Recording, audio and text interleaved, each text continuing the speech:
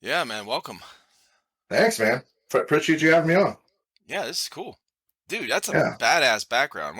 Explain what you got going on back here. So that's the Spanish flag back there. Okay. It's a Texas flag. I was stationed in Spain for like 4 years. Well, No just shy shit. of 4 years. Yeah. And before I Hell came yeah. here back home to Texas, I was in Spain. Oh, okay. These things were everywhere. And then the bull. It's even better because you can, they make sure to have the balls on the bull, and I love it. Oh, that's Okay. awesome. Yeah. Huh. The first thing we noticed, we're like, oh, that bull's got balls. Awesome. Okay. Hell Even yeah, even that's like cool as big shit. signs. Yeah, even the big signs off in the distance. Like the big bodegas, like the wineries, they'll have these Oh big yeah. ass signs on like the hill, and it's a Yeah. bowl with this big old nut. So you're like, all right, that's cool. What up?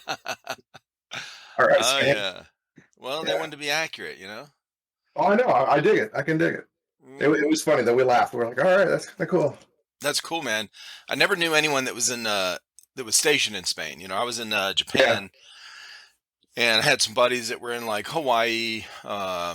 Philippines, did like a West Pack or whatever they call it, East Pack, I Yeah. think, on Yep. those The West ships. Pack. Yeah. Yeah. So I, how long were yeah. you in? I'm still in. I'm actually retired about 5 months, 6 months. Oh shit. Yeah, The I'm almost National Guard? done. No, I'm in the Navy. In the Navy. Okay. Yeah, yeah. So you Hell were yeah, dude. Marine. Yeah. Yeah, which I was like, oh shit, that's cool. Yeah, buddy. We're sister companies, you I know. know, right? Well, apparently you're the men's department, is what I always hear. But hey, whatever. Yeah, you know how it goes. My dad was Navy, so Yeah, okay. hell What do yeah. you do in the Navy? Honestly, I don't know. I never knew. Oh, okay. Yeah. He said he was in the Navy and then he was in the Korean War Oh and shit. Okay. he didn't talk about it. So Fair enough. fair I don't enough. blame him. Yeah. Yeah, for real. Well, we didn't, I, by the time I was old enough to even ask questions or whatever, mhm. like teenager and stuff, I was rebelling. And so him and I did not get along at all. I know that phase. And I got kicked out of my house when I was 17. Oh shit. I came back just in time to graduate high school and go to boot camp. And Okay. we didn't talk very much. Now, I will say I didn't know how he was going to be when at boot camp because Yeah, my yeah. parents came to graduation at Paris Island and he was, dude, he was teared up. He was all like super like proud. All that shit was gone. Oh, I You bet. know? Yeah, everything that happened in the past is done. Yes. Yeah. My dad was Navy. I remember the rebellion phase. So I was like, I'm not joining the military. Fuck that. I'm gonna draw comic books, man, and I'm gonna be a punk rocker my whole life. Yeah, no, Hell they didn't yeah. last. I was 25 and 9/11 happened, so I joined. Oh shit. Okay. Yeah, Yeah, man. Dude, there's so many people I've talked with that's what pushed them in the military. You know? yeah. I was just looking at it and I was like, man, I can't, in good conscience, not join. I'm a Hmm. military age male. I'm in decent health. I mean, I'm a thick boy, but I've been a thick boy my whole career, so Hell late yeah. running.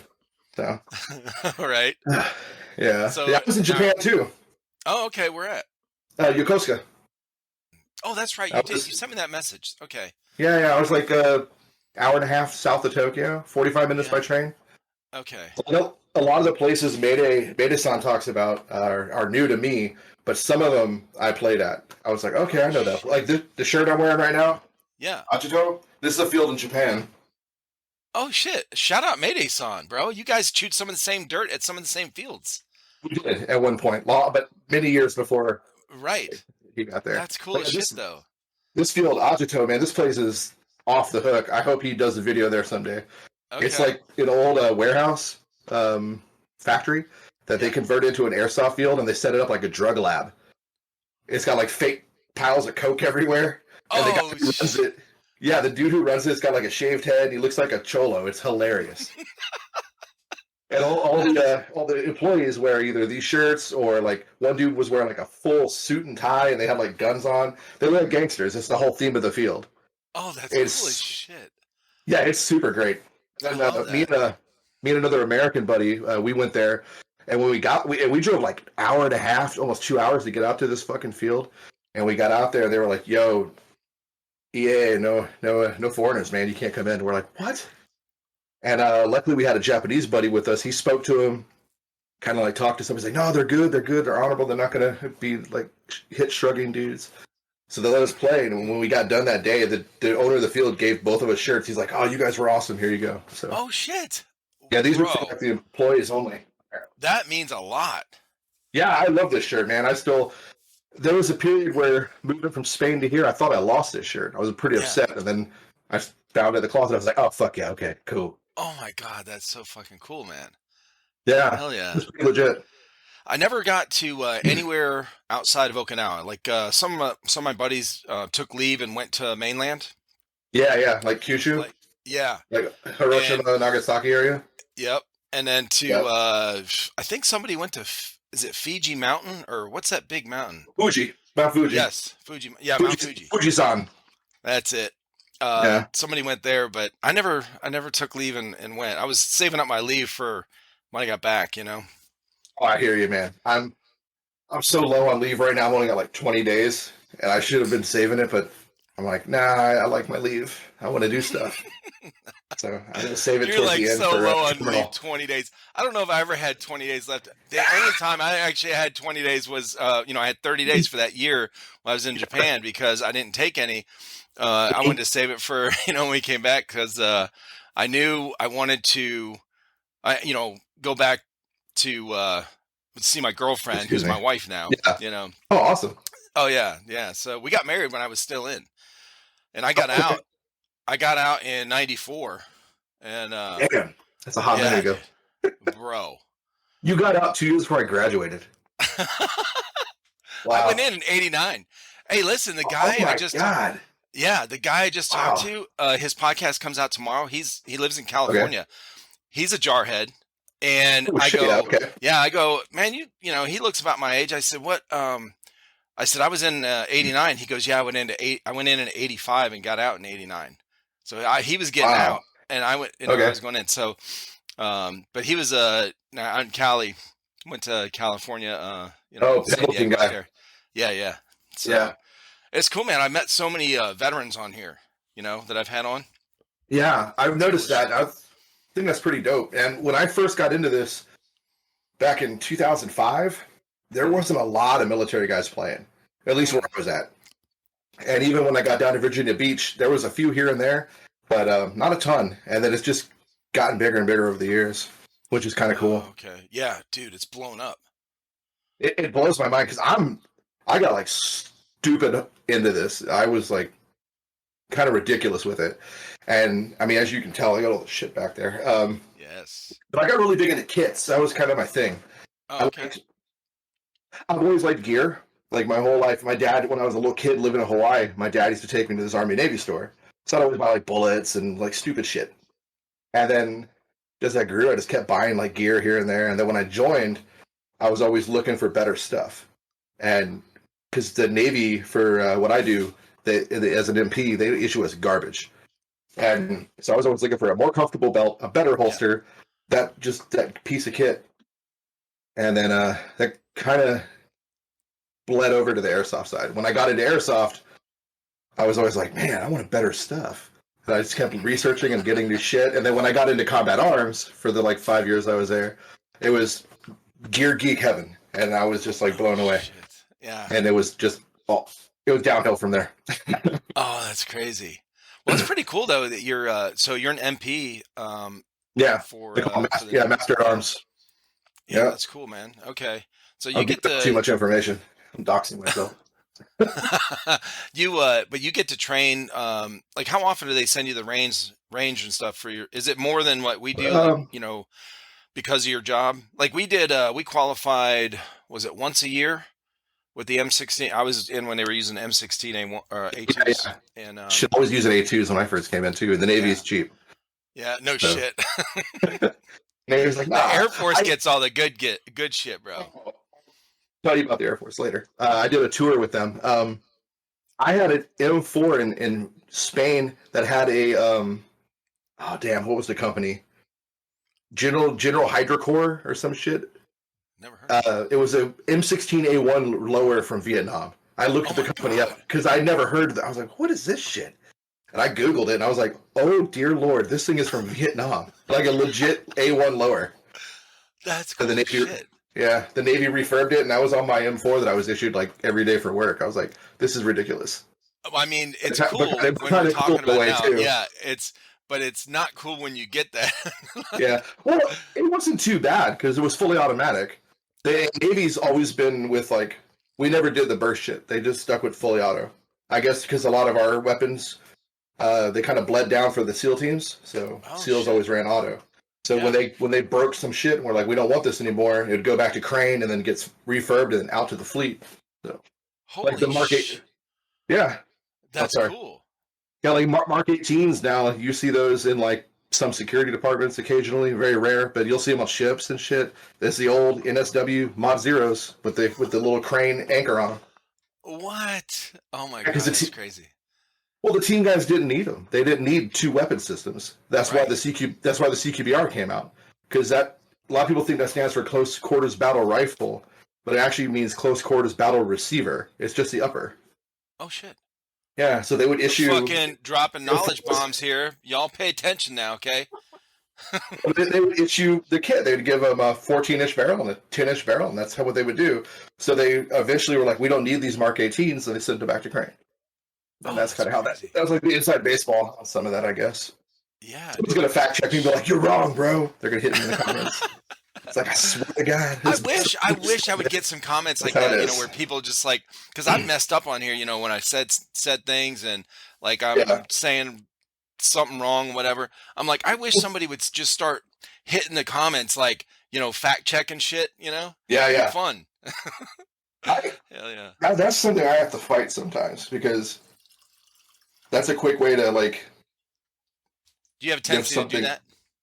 I want to like if I know something, I want to be. Oh, hold on, no, let me help you. But then I have to stop myself. Like, hold on, no, that's probably information you don't want everybody to know. So you can't OPSEC that shit.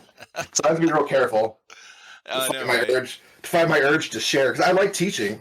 I did a couple stints like teaching. Like I'm a boat instructor in the Navy. Mm-hmm. Because I do. What do you do for that? Something called SIMBIC, Shore Installation Management Basic Boat Coxswain. And you just teach people how to drive a boat and the basic rules of the road and everything. But you can only do it overseas. You can't do it in the States because in the States it's contracted out. So it kind of sucks. What? Yeah. Yeah. What So kind of shit? Yeah. I got a great qual that I always wanted. And then when I got injured and medevaced here to where I'm at now, I was like, well, that's done. Can't do that anymore. Oh shit. It's still cool while it lasted because I've been a boat guy most of my career too. So Yeah. I've always been as the MP doing boats, and then as a riverine, I did boats. Again, I'm doxing the shit out of myself. You're gonna like start googling it. Like I know who this guy is. Yeah. What's a riverine? That was the U.S. Navy's attempt to get into the GWAT like heavily outside of like the SEAL teams and SWIC. And riverine was like infantry. The best way I could describe it, and it was I used to call it like infantry version of SWIC. No. What is SWIC? Oh, Special Warfare Combat Crewmen guys, the SEAL team boats, the guys who drive up the river. Oh. You ever seen Active Valor? Yeah. You know that scene when those boats come up and they start shooting the shit out of everything? Yeah. We trained to do the same shit. Except the difference was we weren't spec war. We were just regular ass guys. We would have the same boats too. It was pretty cool. Oh, that's cool, bro. Yeah, it was a good time, man. It was probably the best thing I did in the Navy, hands down. I loved Airsoft. I did the 2 tours in Iraq doing that. It was a blast, man. That is awesome, dude. How did you get injured overseas? What was that? Did you get injured overseas? Kind of, but not really. It all is just kind of a culmination of all the years over my boat time. I used to hear Jews joke around saying there's no such thing as an old SWIC because they all get like hurt. And sure enough, I'm in my 40s and my left hip just got injured over time, just getting beat down on the boat. And then I had to end up having a full hip replacement. Oh shit! Yeah, that happened last year. That's why I can relate to you when you're talking about like being out lit of up. nowhere. Yeah, out of nowhere, something just happened, and all of a sudden you're like, "Oh shit!" Like hands too.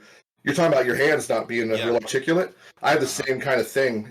They're better now, but I had like surgeries on both my hands for like massive carpal tunnel that I developed of all things using machine guns. So I was like, how's that work? Oh my God. Yeah.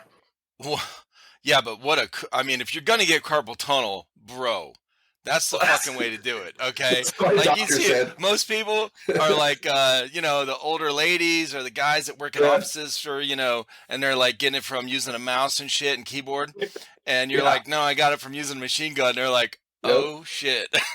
That's what my doctor said. He goes, you got the most masculine carpal tunnel ever. I was like, for real, bro. I'll take it, man. I'll take it. Yes, that is cool. Okay. So you've been around, man. You went to Spain. So where all did you go? I've been to my first duty station was Connecticut, and then within about a year of being there, I deployed. Actually, I did an individual augmentee tour, and I was trying to go overseas. I was trying to go to Iraq or Afghanistan or some shit. And wouldn't you know it, the moment my IA tour pops, when my number gets pulled, they're like Guantanamo Bay. I was like, fuck. So, oh shit. Yeah, I did the terrorist camps in Guantanamo Bay for like 9 months. Oh shit, bro! One of our guys. That's what I've heard. One of the guys that was in our schooling. He got orders to for Gitmo, and he never showed up. He never showed up for his orders. We heard later on, like he went fucking like legit AWOL. You know what's the AWOL is actually 30 days, right? Like you have to be gone for 30 days or more. And then the other one is just UA or whatever. Yeah. Yeah. He was gone, bro. Yeah. You got your UA and then you got AWOL and desertion. And it's like, Chuck deuces, I'm out.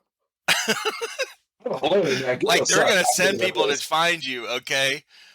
You're going to fucking what was the, is it Leavenworth? Is that Leavenworth? Yeah. Yeah. What people don't understand is if you go AWOL and you desert, that shit you get a warrant put out for your arrest in like the national crime system. So you do anything wrong, and they catch you, they pull you over, they're gonna pop you, and they're gonna, oh, you're a deserter, Raj. Click, click, and you're back over. What? Nah, man, I'm good, bro. It's like 3 years later, driving down the road, talking to your buddies. Yeah, I tried. That military thing ain't for me, whatever. They didn't want me. I was too good, and then you get pulled over for speeding. Get your ass in the back, bitch. Yep. We had a duty. So my first duty station, I was a brand new junior master at arms doing my job. And we had this cat get delivered to the main gate. We're like, what the fuck? What do I do with this guy? And it turned out he was a deserter from the base. And he got caught because he was out delivering pizzas in his old utility pants with his name on the back.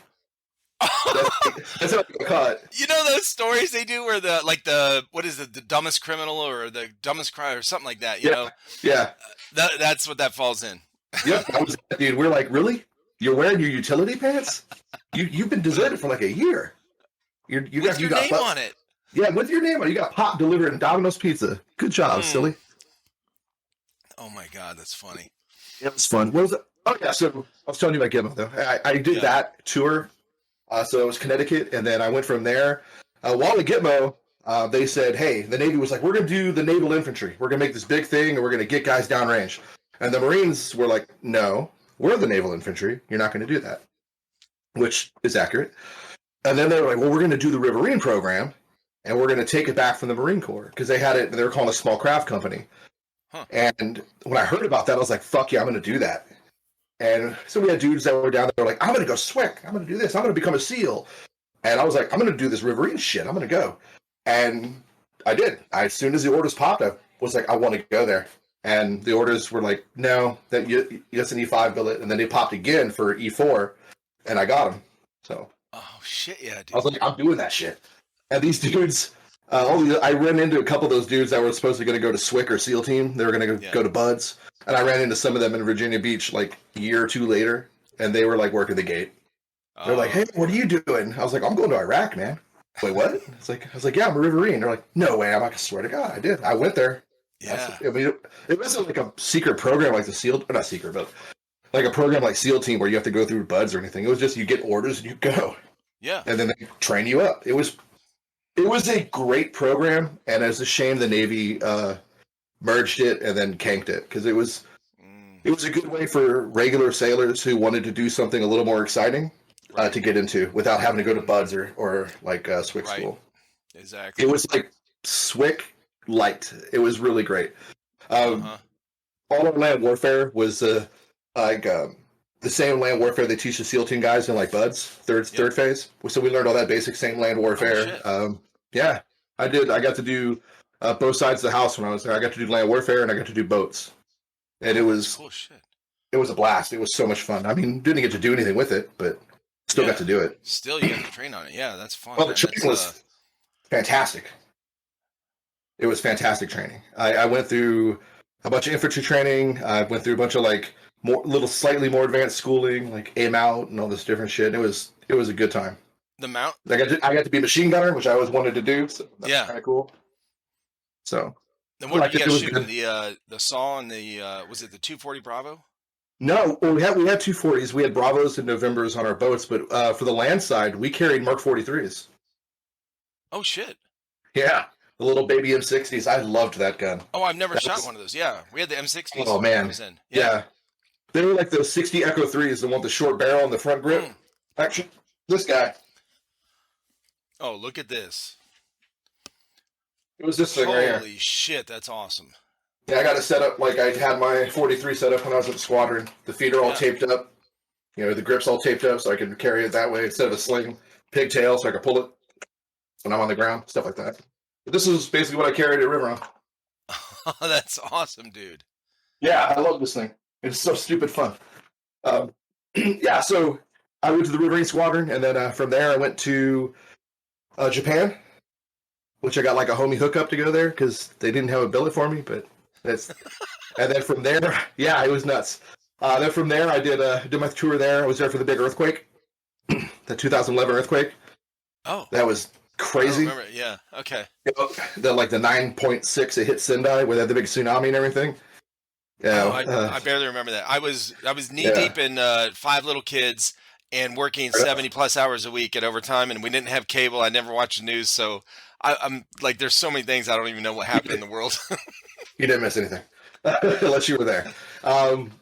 Did that tour, then I came back and then went to New Jersey, and that's where I worked with the Air Force for 3 years. That's like the only time I did real law enforcement in my entire career. Oh, okay. I did 3 years with the Joint Base in New Jersey, and that was fun. Got to be a watch commander. Got to, or they called it flight chief. Do Air Forcey stuff. Get really cool kit from the Air Force because they didn't know what to do with us, so they bought us our shit. And it was like, man, the Navy would never buy us this. This is dope. What?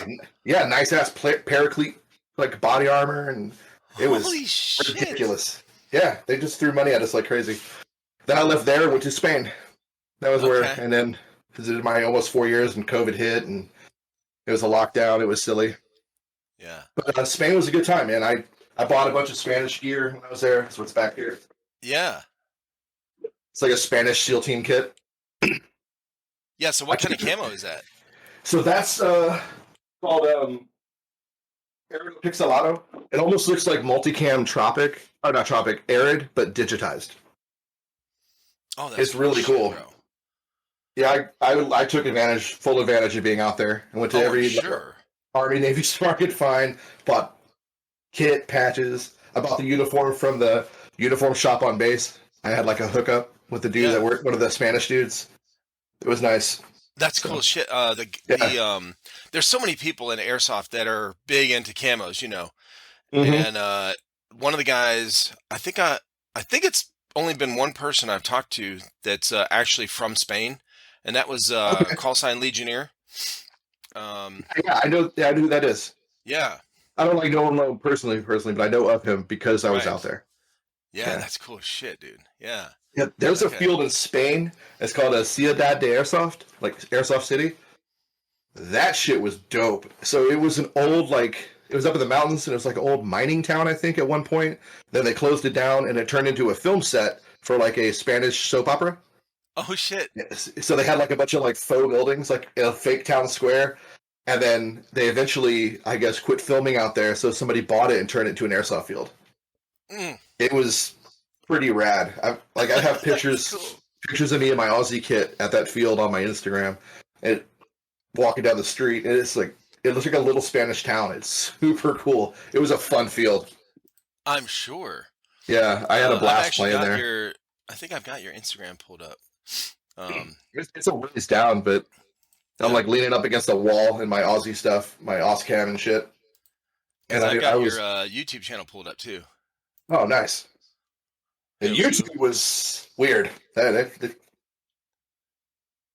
I got into YouTube because my wife told me, why aren't you sharing your thoughts on all this kit with the world? You're always helping people find stuff, build stuff, set kits up. And I was like, I don't know. I don't want to be in front of a camera.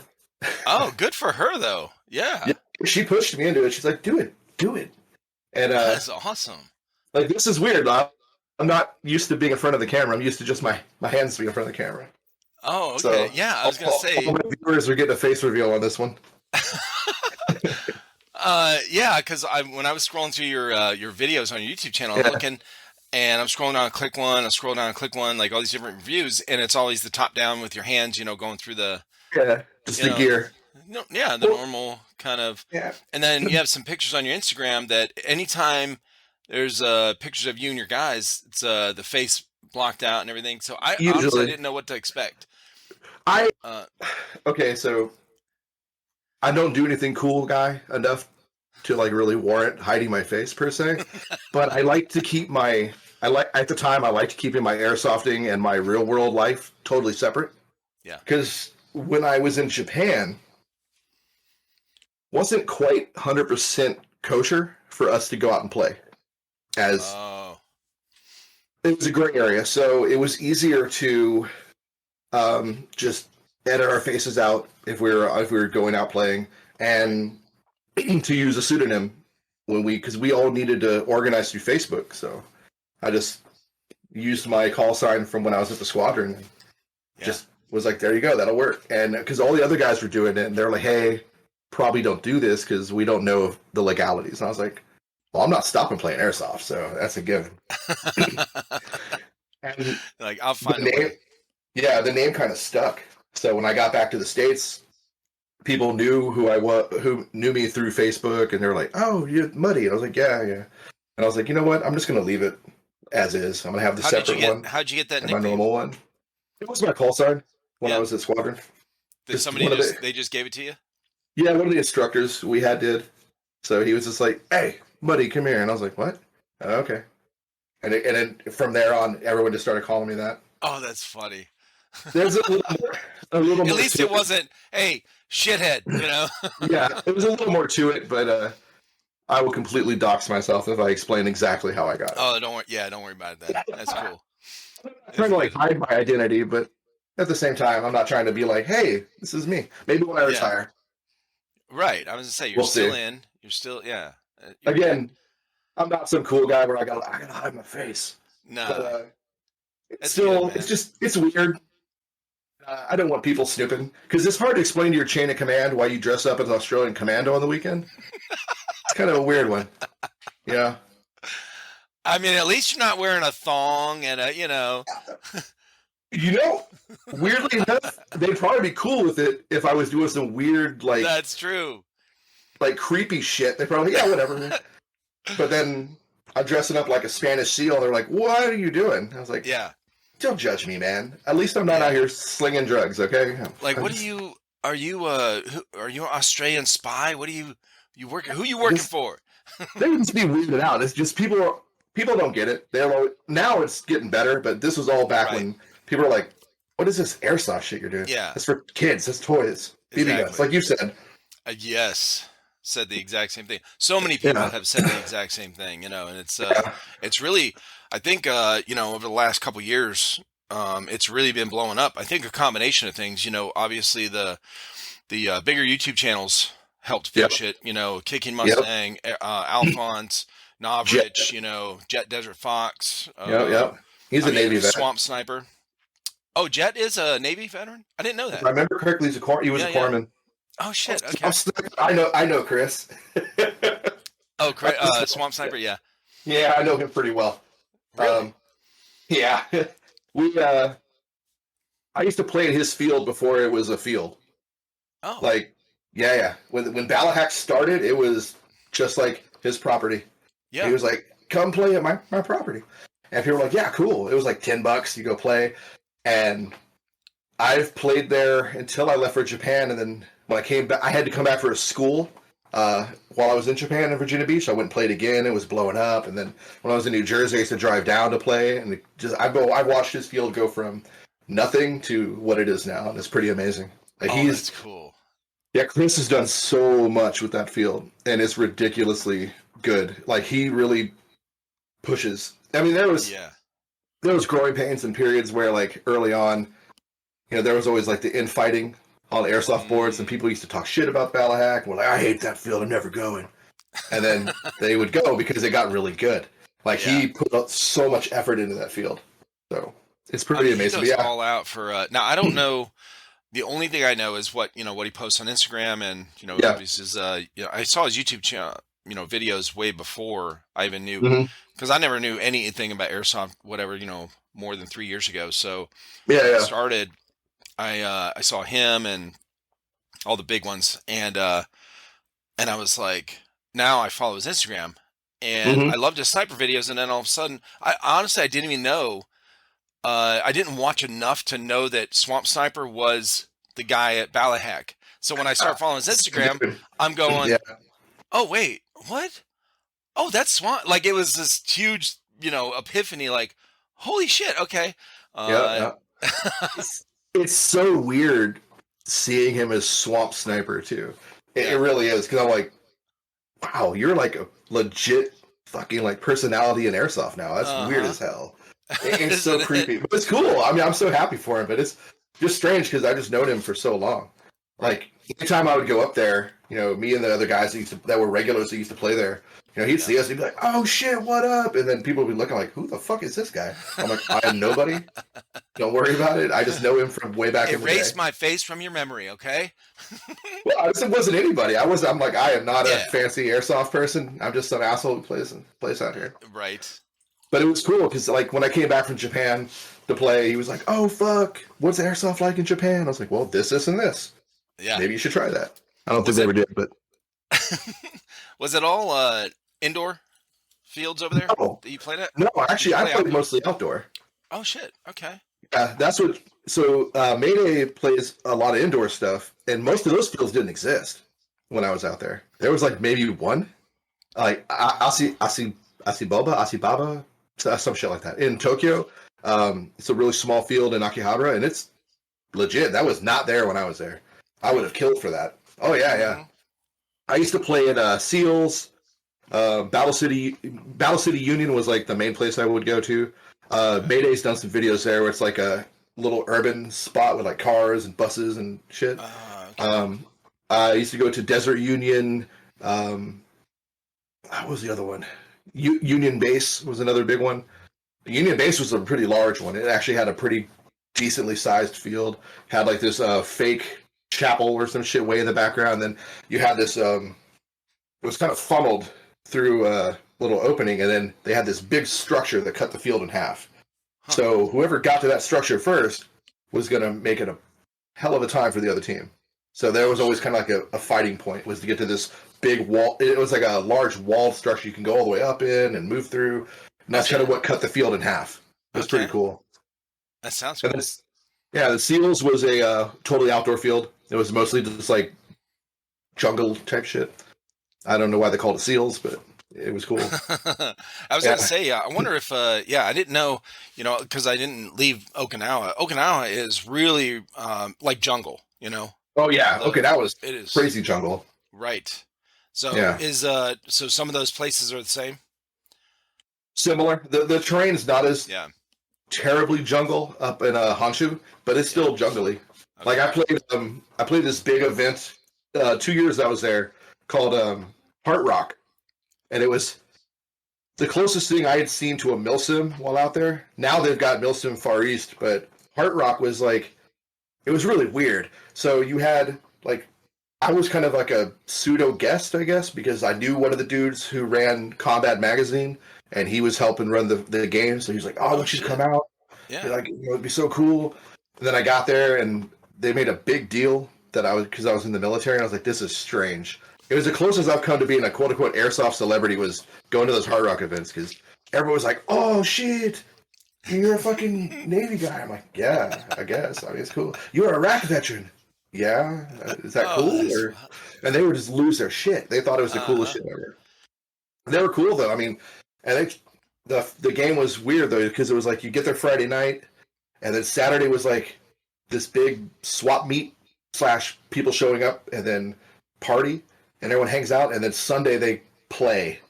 They have like this event. Saturday night they have like some night games for like the tier 1 looking kit guys who probably paid extra, and then it was kind of silly. And then we would go and we would do our event, and it was a force on force, but I barely shot my gun the whole time. I just kind of patrolled out with these army kit guys, and yeah.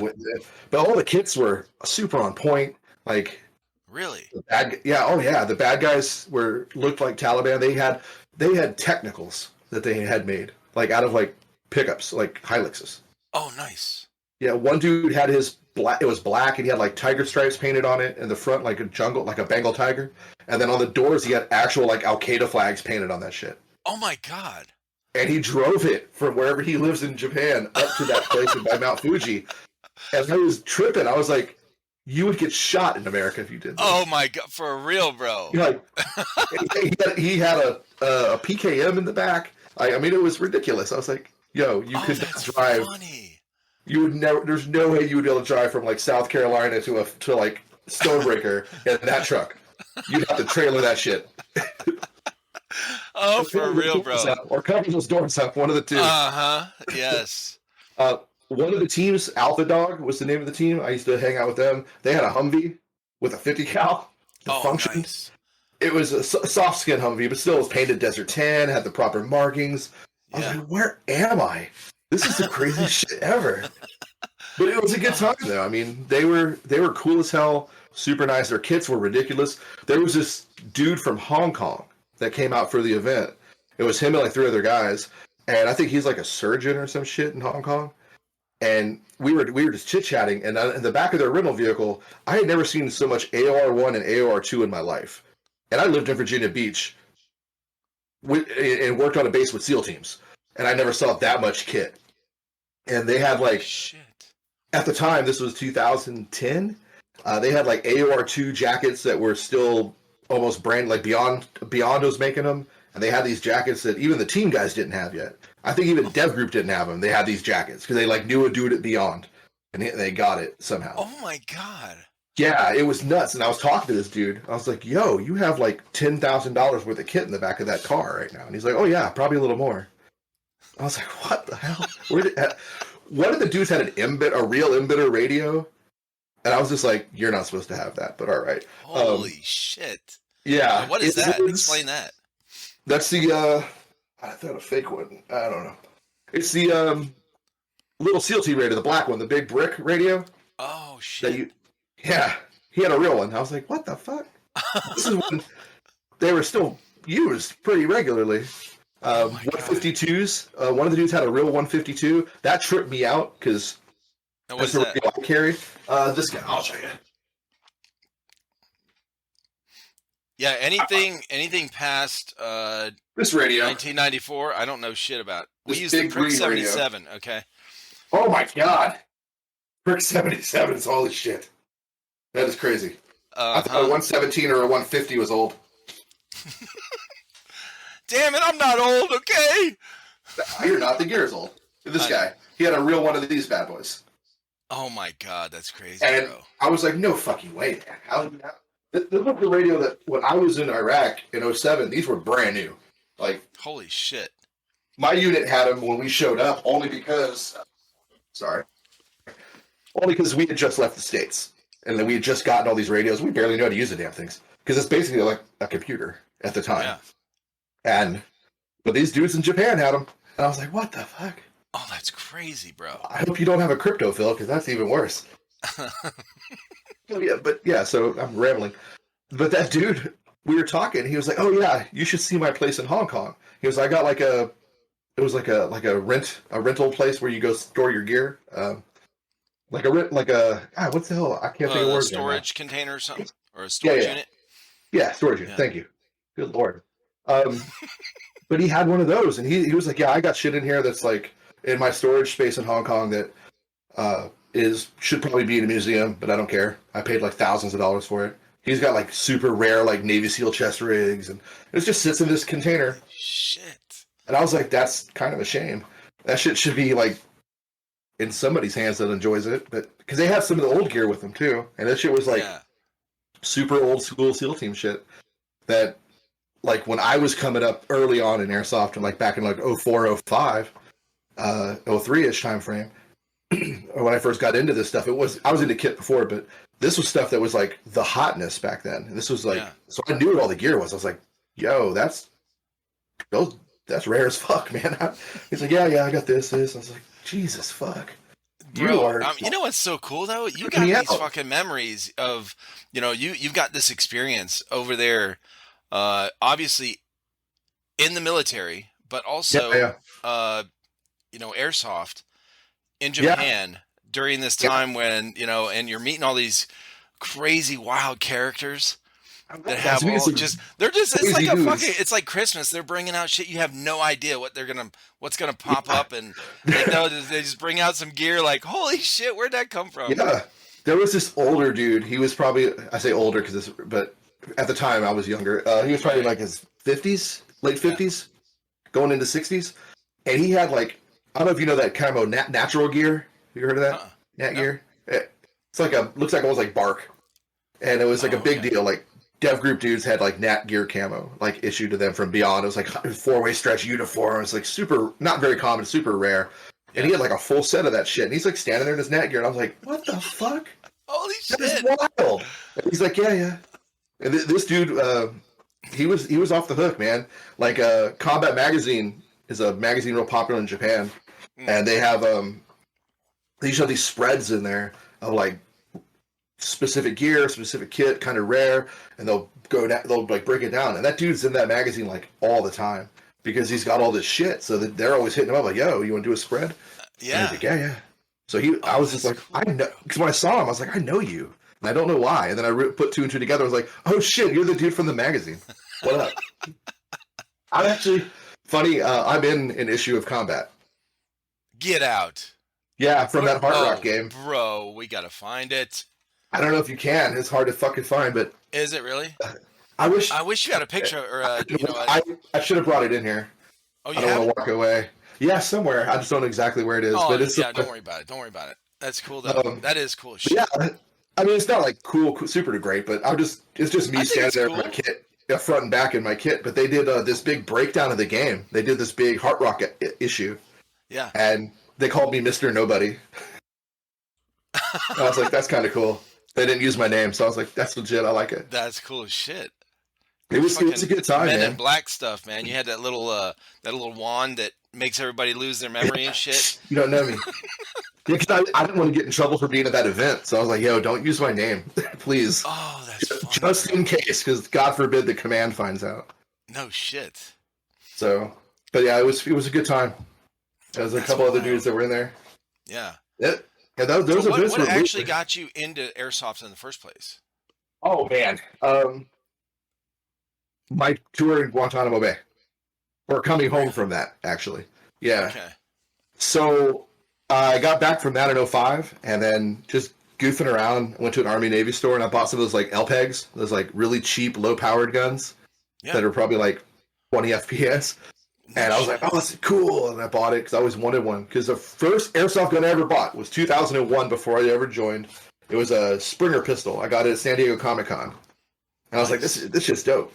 And I got that little LPEG, and me and a couple buddies were like shooting each other. I'd like ambush them every time they came to my house. So they bought one, and then they'd ambush me if I opened the door. And then eventually, one of the other guys was like, hey, I know somebody who's got like some land behind their house, and we should go play. Worst decision ever. We're lucky we never got like pinched by anybody because it butted up to the base. We're like, man, if some guy was doing patrol on Perimeter Road and they saw us with a bunch of like rifles, we'd be done. But we started playing, and then one of the other guys was just like, oh, I'm gonna get a sniper rifle. So he bought a Classic Army M24. Oh shit. Interestingly enough, this one right here. That's the That looks actual gun. badass, bro. Yeah. Did you paint Uh, that? I did, yeah. That looks awesome. It was it was black when he lives out where I'm at, and he was like, "Hey, you still play airsoft?" When I got here, when I medevaced, I was like, "Yeah." He's like, "I still got that sniper rifle if you want it." I was like, "Yeah, I'll take that shit." It doesn't work. I don't have mags for it. Well, it works, but I don't have mags for it. They're hard. Gotcha. You can't find them anymore because it's the old one. That's from 2005. Same gun. Holy shit. That gun started the arms race and started me going down this rabbit hole that is The airsoft. airsoft arms race. Yes. That's what it Yeah, is, man. because we couldn't hit him. He had that classic army. That thing is ridiculous. So I got a Tokyo Marui G3, Oh my which God. also got me into gear because I needed magazine pouches for that stupid thing because I couldn't find pouches to hold that wouldn't work in my M4 pouches. Oh shit. And I started researching, and I bought that gun from this store here in Texas actually called Castaway. They closed down years ago, and I got that, and then I was like, it's on. And then right in that time frame, Under the Gun UTG, I don't think they even make stuff anymore.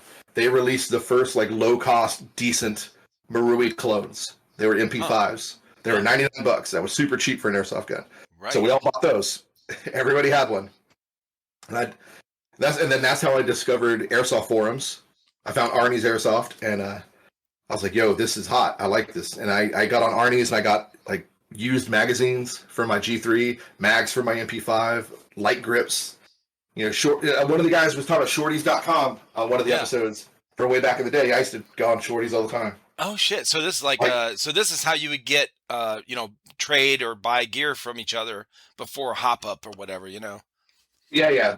Forums were always where it was at. Like it was Arnie's Gotcha. Airsoft was one of the biggest ones. You'd go to the buy sell trade section. In Virginia, we had VAF, Virginia Airsoft Force Forum. That's how we all would keep touch for games and buy and sell gear and guns. I miss forums, man. Forums were awesome. Yeah. What Reddit took over, bro. Reddit took over forums, and it turned into a fucking toilet. It turned into the fucking. Yeah, Reddit's a nightmare. I don't even get on there. But that's kind of what got me to do my YouTube channel. I was like, this is all the information you would find on a forum back in the day.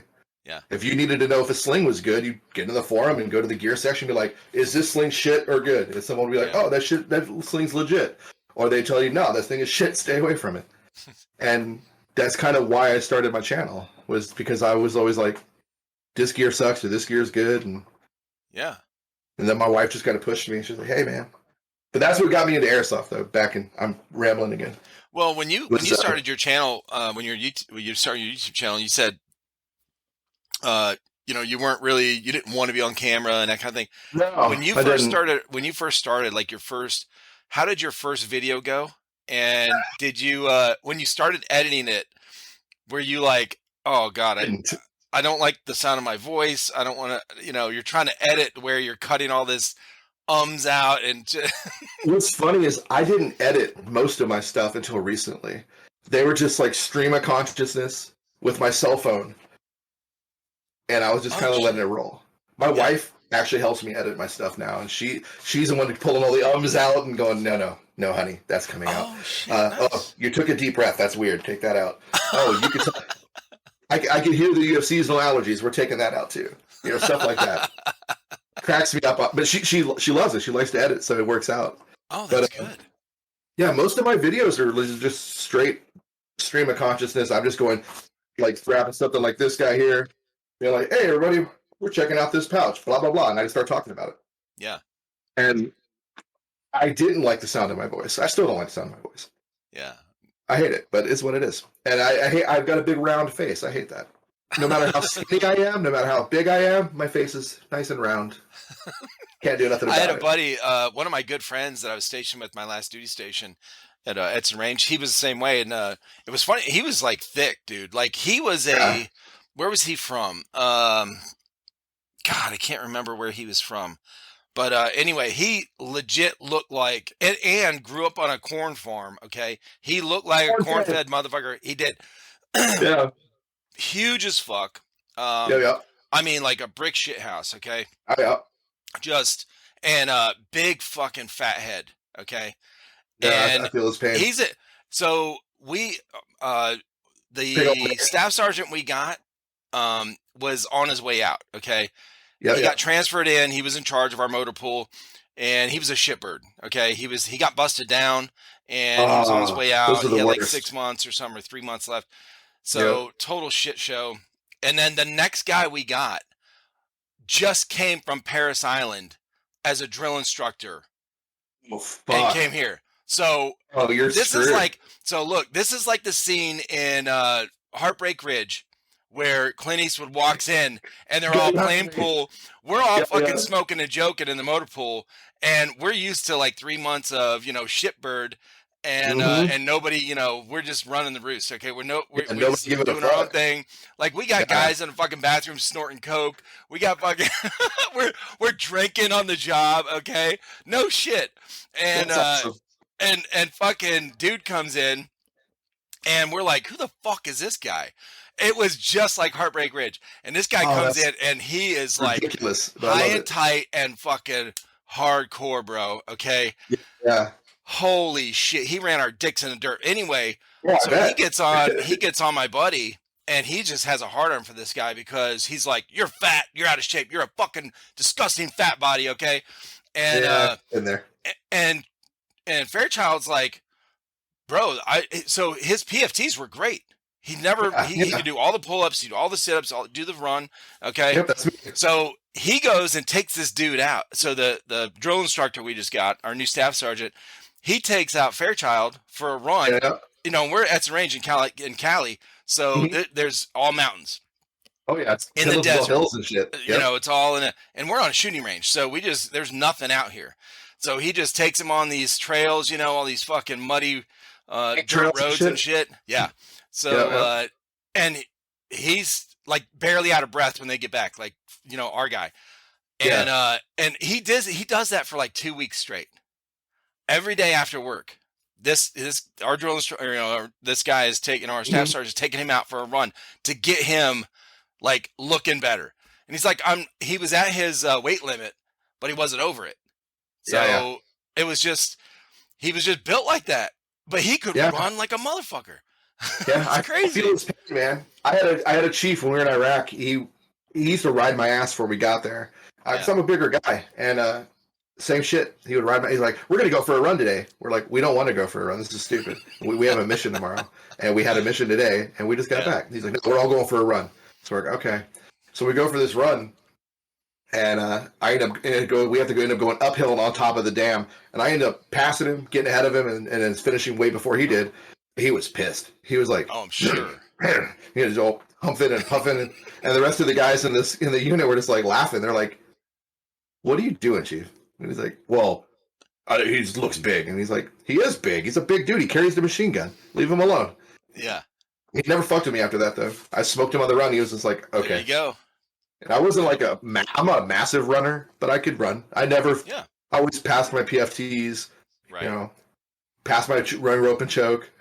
I got a big old Yes. neck, I'm just a big guy. It sucks.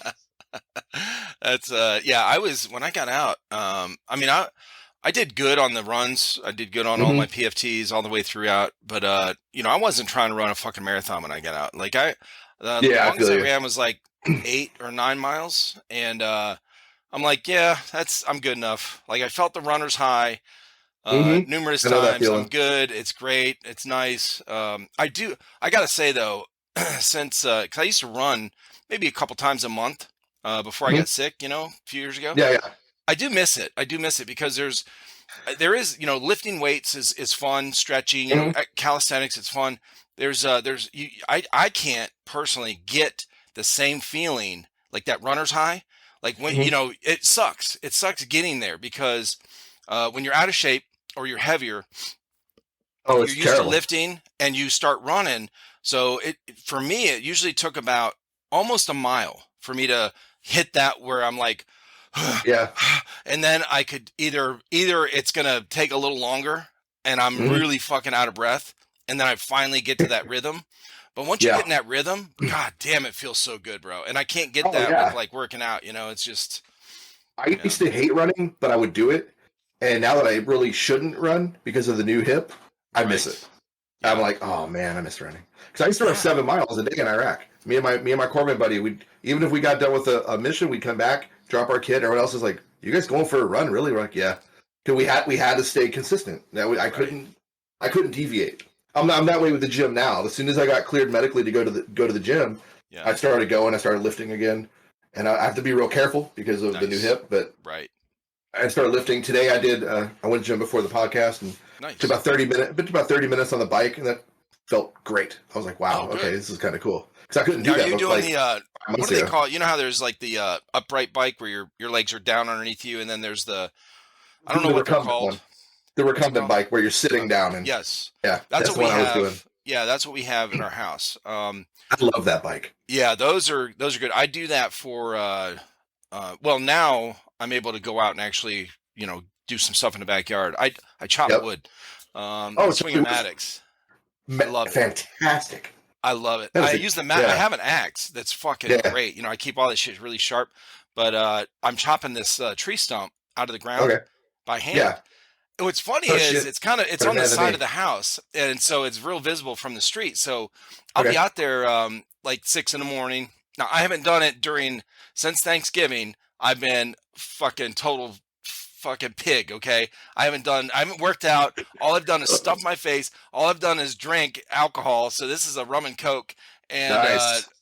So my face is getting bad. I've gained like 20 some pounds since Thanksgiving, and honestly, I don't care because I know I can lose it, in the next few months. But I feel great. Yeah. I've been having fun.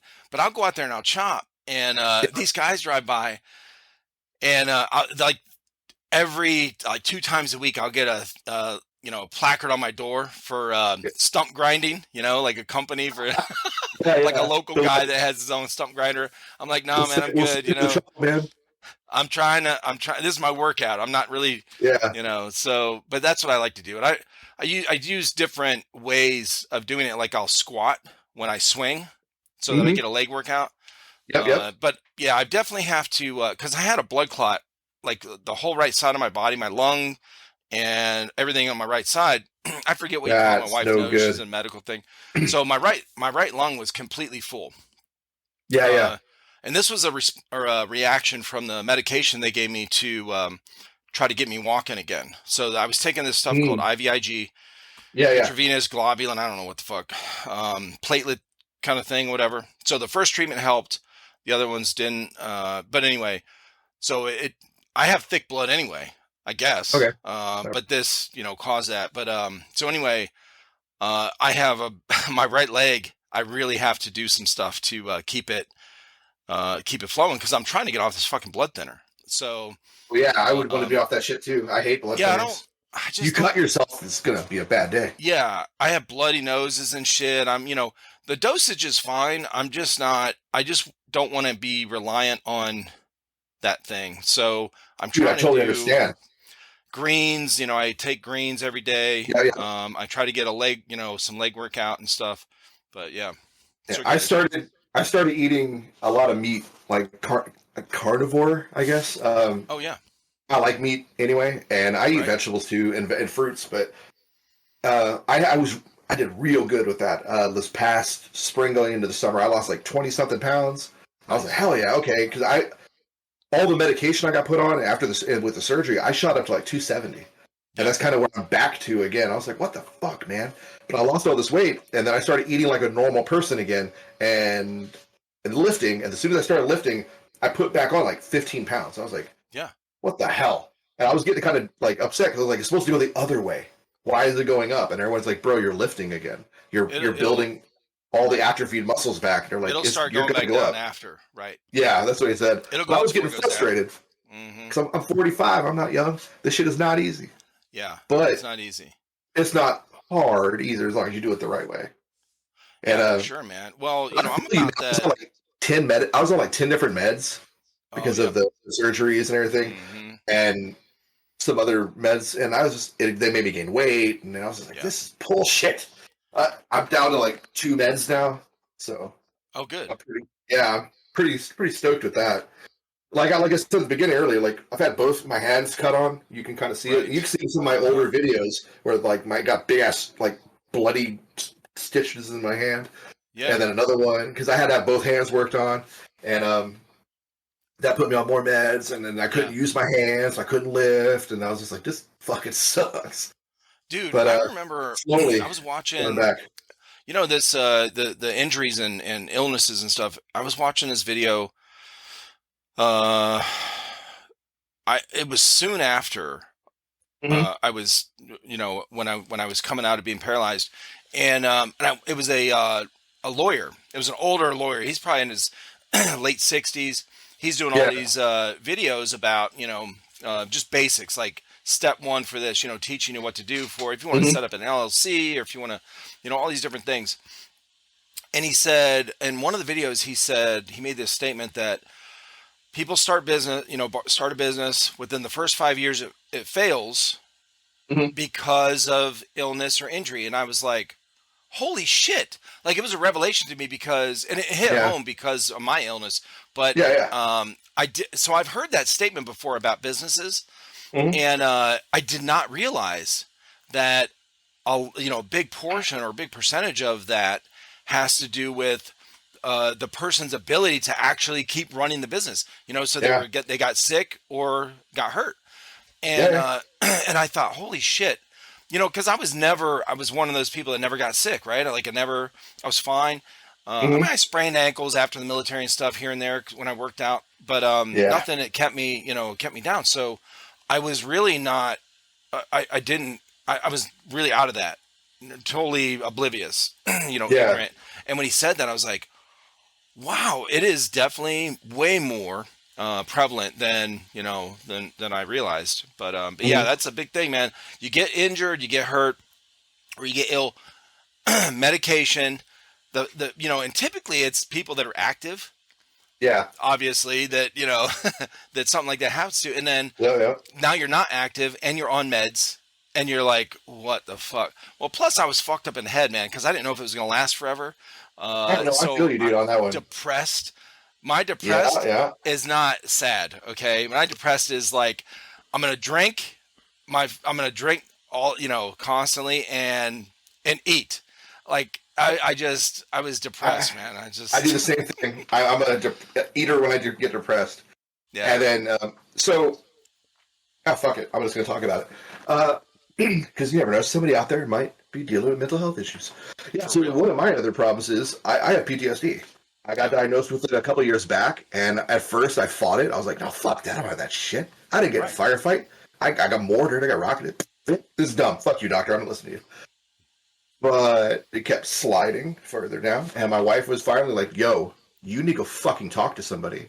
Mm. Because I wouldn't like lash out. I would isolate myself. Oh, yep. So I have like a studio I would work in, and I would just go hide. I would just become Mm-hmm. more and more isolated from people. And Mm. she finally was like, look, man, I've been down that road. I know what I'm looking at. You have a problem. Go talk to Yeah, somebody. right. And I finally did, and it really helped. Some of the medication I got put on later sucked because I gained a bunch of weight with it, and it didn't help me. I got put on an antidepressant for my antidepressant. I was like, Jesus. this is the stupidest shit I've ever heard. So I was like, I don't want to be on this shit anymore. Take me off. Yeah. Because it wasn't helping me, and it wasn't doing what it needed to do. And I've just been Airsoft actually helps a lot. Mm-hmm. So the YouTube channels helped a lot. It's been Right. something to keep me active, motivated, and accountable. Right. It keeps me kind of like creative in a way. Because I lost interest in everything else once I got put on Mm. this medication. I didn't want to play video games anymore. I barely wanted to airsoft. I draw. I didn't want to draw anymore. Right. That was a huge part of my life before I joined the military was drawing. Okay. It's what I want to do when I retire. I want to, or at least utilize it, and airsoft stuff. Weirdly enough, but I wasn't even listening to music. I wasn't doing shit. It Damn. was just like I was like, and music's a huge part of my life. Like if Yeah. anybody sees this that does know me in real life, they'll know like, oh yeah, music. I love music. I used to play in a band. I used to like do all that stuff when I was younger, and then music's helped me through a ton of hard times. It helped me through my deployments. Helped me through losing my Mm-hmm. dad when I was younger. Just music's always been there. I've always loved listening to music, but I wasn't even doing that, and I was Mm. just like numb Yeah. completely. And the hardest thing was coming out and being like, yeah, I have a problem. I need help. Right. Once I did, it's been uphill. I'm pretty open about it in the military circles because I want people to know you can go get help and not lose a Right. clearance, not lose your Oh, okay.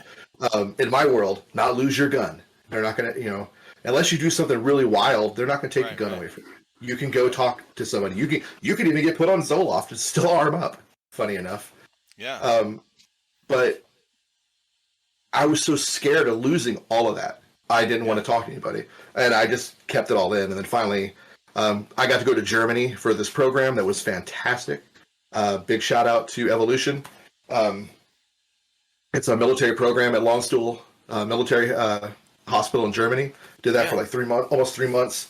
So what is Met a this bunch now? of great Evolution? dudes. It's called Evolution. It was a program. It was one of the only programs left in the DoD where they do this. They send you and you actually go through with a bunch of other guys or girls, and you just kind of like Like get a taught how rehab to type of facility, like where you're talking rehab for with PTSD. Yeah, right, right. yeah. It was a fantastic program, and I found out a lot of cool shit when I was there. Like I got these shots in my neck called stellate ganglion blocks, SGBs.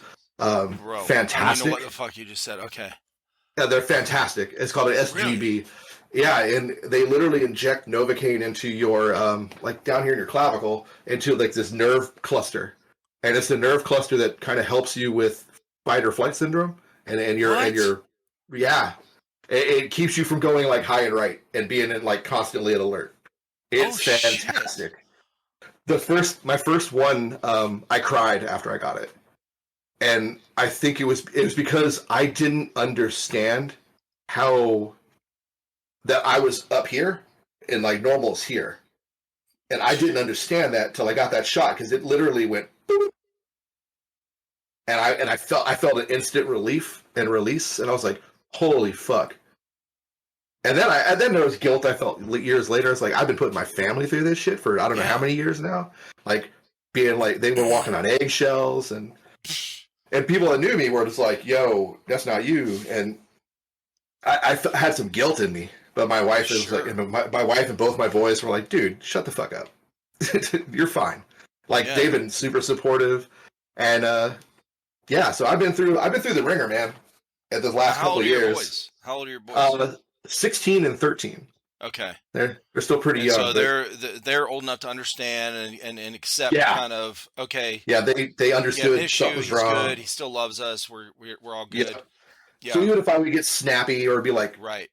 I had enough, like especially in the car if I was driving, because I did a lot of convoys, and so in Yeah. the car, that was I would just get Hmm. uncomfortable, and they'd get loud, and I'm like, "Hey, shut up!" I kind of Yeah. snap at them, but they would kind of like, "All right, Dad, we got it, man."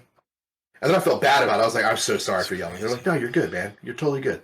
We get it." That that is Because my son, so similar to yeah. yeah, Okay. Yeah. and it's I don't have a lot of bad outbursts usually. That's some guys are like really angry. Like I said, I just withdraw. Um, the weirdest thing I think I ever had to deal with or do was after I went through that program, I started like fighting in my sleep. So Oh I felt shit. bad for my poor wife because I didn't do that shit before. I guess they Okay. like unlocked some shit in my head and were like, "Yo, go back." And then because COVID happened, so I wasn't getting the follow on treatment. So I was like, "You opened up Pandora's box, guys. Thanks a lot." Uh-huh. But that's a lot better now. I got took care of all that shit, and Good. man. But yeah, so if you're Dude, that so that if you being on a like the high alert thing, yeah, I oh, it know sucks. exactly. That's how Yeah, I never realized that. I never realized that. and Now like it's gone now, crowds. but Yeah, it's you probably we sought it out. well, I was talking with somebody, um, Ruby Gold. He's a Okay, Marine okay, Corps yeah. veteran, and we were talking about demons or whatever, like that kind of thing, fighting the Mm-hmm, demons. mm-hmm. And Been there. I had the same thing. I mean, I had nightmares for years, and I was always I honestly felt like I was on condition yellow, like my Yeah, whole all the life time. Yeah, all the time. with my wife, with my kids, with like You can't. everywhere You we'd can't. go. I Yeah, am just you're just constantly, watching. and I Yeah, didn't yeah. even know I was doing. I didn't know I was doing it, and Same my here. wife would hit my shoulder and be like, "What are you doing?" I'm like, it's like I could not relax, Yeah, and you scan the crowd for I think problems, watching people. that's why I liked drinking as much as I did, Yep, because it for me it personally that was numbs my it. drug of choice. It calms it. Yeah. My dad I started smoking weed when I was like 13. From my dad. My dad Okay. he showed me how to smoke weed. He was a big weed smoker. Well, then it Probably to wasn't for me. I didn't like self-medicate. it. Yeah, I didn't. Well, he was the same. Yeah, right. And then Yeah. he had some back surgeries because he had injuries from Hmm. that, and he My built uncle was like that. tractors with Massey Ferguson tractors. Okay. Yeah, yeah, I know what that The is. old ones, yeah, and Hmm. hurt his back, and he had surgery. This is back in the late '60s, early '70s, where they didn't know what the fuck they were doing. They just gave you morphine. They gave him Yeah, morphine they probably shots, know what they're doing now. They're and like, he's yeah. like, "Oh, I don't know why I'm addicted to this shit." But anyway, yeah. So he was, What a so I shock. try, yeah, and then he was on pills. He was on pain pills. So Yeah, they just yeah. pumped him like unlimited, bro, unlimited supply of Darvon, Percocet, like Holy shit. everything, everything. They, So. I'll give the military credit. They've learned. They've stepped way back from that shit now. Mhm, Uh, Opioids, they're stingy actually now. Now you're like, yo, I need yeah. some more, dude. When I had my Oh, hip eat some surgery, Motrin. yeah, they barely gave me any meds, and they're like, yeah, Motrin, and you'll be okay. I'm like, bullshit. You better give me something to cut this pain. So they gave me very few perks, and then they finally gave me some more. They're like, oh yeah, you need more. I was like, no shit. You think? I just had a fucking karambit put in my body that keeps my leg connected to my You know, torso. what's weird though is they don't really have a clear, easy test to test what pain level you're at. They give you No, that they don't. fucking chart. They say, Yeah. look up here Happy on the wall. faces. It's happy faces and You're mad like, faces. You're like, "Urgh." what? Yeah. Like, which one are you? It's like Yeah. fucking 9, man. Give me Is some there fucking one that medication. shows me like starting a nuclear war? Okay, because Yeah, that's about what I'm yeah. about to do. Okay. Is there one that shows me choking the shit out of you? Because that's where I'm at right now. I want to die. Please make this stop. Oh shit, dude, for Oh, real. it was But yeah, hilarious. I didn't really want to use any of that stuff. Alcohol was always kind of like my best thing, Yeah, and yeah. I've been that or there. amphetamines, like crystal, Mm-hmm. coke, Oh, all that shit was great. Acid, that was probably the best experience I ever had. I did a peyote in Okinawa. oh shit. How was that? That was awesome, dude. That was so Yeah. cool. Yeah, it was really mellow, really mellow. Acid was A, too. a lot of the dudes, a lot of the former soft guys, they're getting into ayahuasca and shit. Right. That's like the To thing. deal And with their shit, yeah. yeah. So I'm out. I'm kind of like, Mhm. maybe we'll see. Yeah. I'm doing a shit ton better though now. They gave me this Good. cool little thing called an alpha stim machine. It's like a little box about that Hmm. big. You plug it up to your ears and it like zaps you. And that shit fucking works. What? Do that for like 40 minutes at night, 20, 30 minutes in the morning sometimes. Is it just And like it a just, buzzer, like a yeah, vibration? it's like a little like electric shocks. And it just chills you the fuck out. No way. Yeah, I wonder if it's I could pretty buy great, man. one. You Okay. can, yeah, you can. They're expensive, but you can get them. No You can get shit. off Amazon. It's called an alpha stim machine. I'll send you a link later. But I'm gonna tell you right now. I'm gonna tell you what triggers me, bro. Is high pitched noises, like high pitched sounds. So when I work construction and we're rehabs, like we do, flip houses, Yeah, and of course we go in and we start doing something. The fire alarm, those yeah. those little ones in the apartments and houses and stuff. Those go out, man. I I have to keep my cool. Like it really I fucking believe it. triggers something, man. It hurts. It hurts my ears. Yeah, Uh, I'm not good with unexpected loud booms or like right. shit like that. Like the earthquake, man. When I was in Japan, that was the first time I really realized that. That was the first time I noticed something was wrong. That was about 2 years after leaving the squadron, after not deploying anymore, Yeah. and that earthquake fucked me up. It really Really. messed with me. Yeah, Yeah. I was hearing shit. I was having like auditory hallucinations. I was like hearing explosions when there wasn't any. Because every time a little tremor would hit, it was very similar to when like a mortar hits nearby or a rocket hits Oh. nearby. The ground will shake just a hair, not a lot, Yeah. but just enough. Right. And I was like, "Did you hear that? What the fuck?" I went to the window. I'm like looking outside. I'm like, "Something just blew up outside. Do you hear that shit?" And everyone's like, "Yo, nothing happened outside. You're hearing shit." And I was like, "Fuck." Yeah. It You're was really that was my sensitive to it. first. Yeah, I'm real sensitive. Like 4th of July doesn't bother me. I know Right. that shit's coming. New Right. Year's Because Eve, you know. Yeah. yeah. New Year's doesn't bother me. Right. Like here in fucking I put it on my page. Here in San Antonio, they blow fireworks like crazy on New Year's. But I Yeah. know it's coming. it sounds like I'm watching Haditha from the distance again, just listening to a gun go off. But Right. it's whatever. Um, it's when I don't expect it.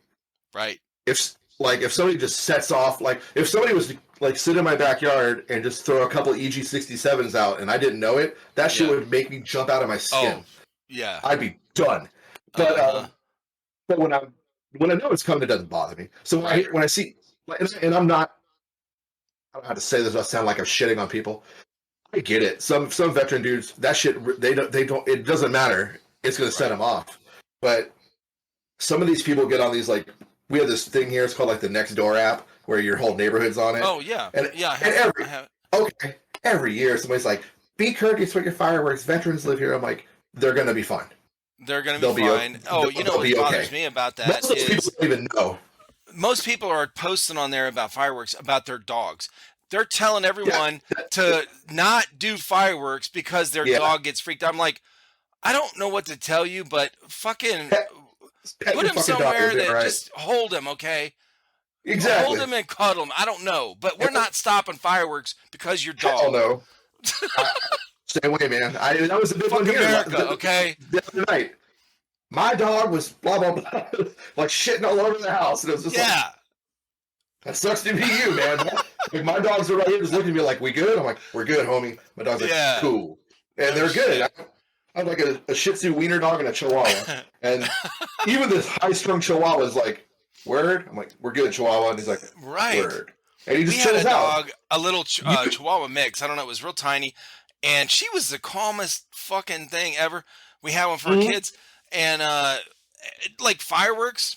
We go out here in the backyard and shoot guns. Okay, we're blasting off the fucking Yeah, AK-47 in the fucking ground, and yeah, she's yeah, fine. She's literally sitting on the deck with us, and yeah. totally fine. Like, The Shih Tzu because wiener dog. I could pop my Glock off, and she's like, "Whatever, dude," and what she else? doesn't give a What else shit. you got? Yeah, she's like, "That was nothing, son." I'm like, "Okay, my bad." It's Yeah, funny, man. Now, that, I, just, when you went to your first, so you've been to Mill Sims, right? Like I bigger did. I went to events one or big one. okay. Stonebreaker was my first one. Oh shit, you went to Stonebreaker? Which one? That was 2014, 15. Wow, I didn't know Yeah, they've been having them that long. Okay, yeah, it's been a while. I was in New okay, Jersey. It was funny. We got like a award from that game, like best squad or something. really?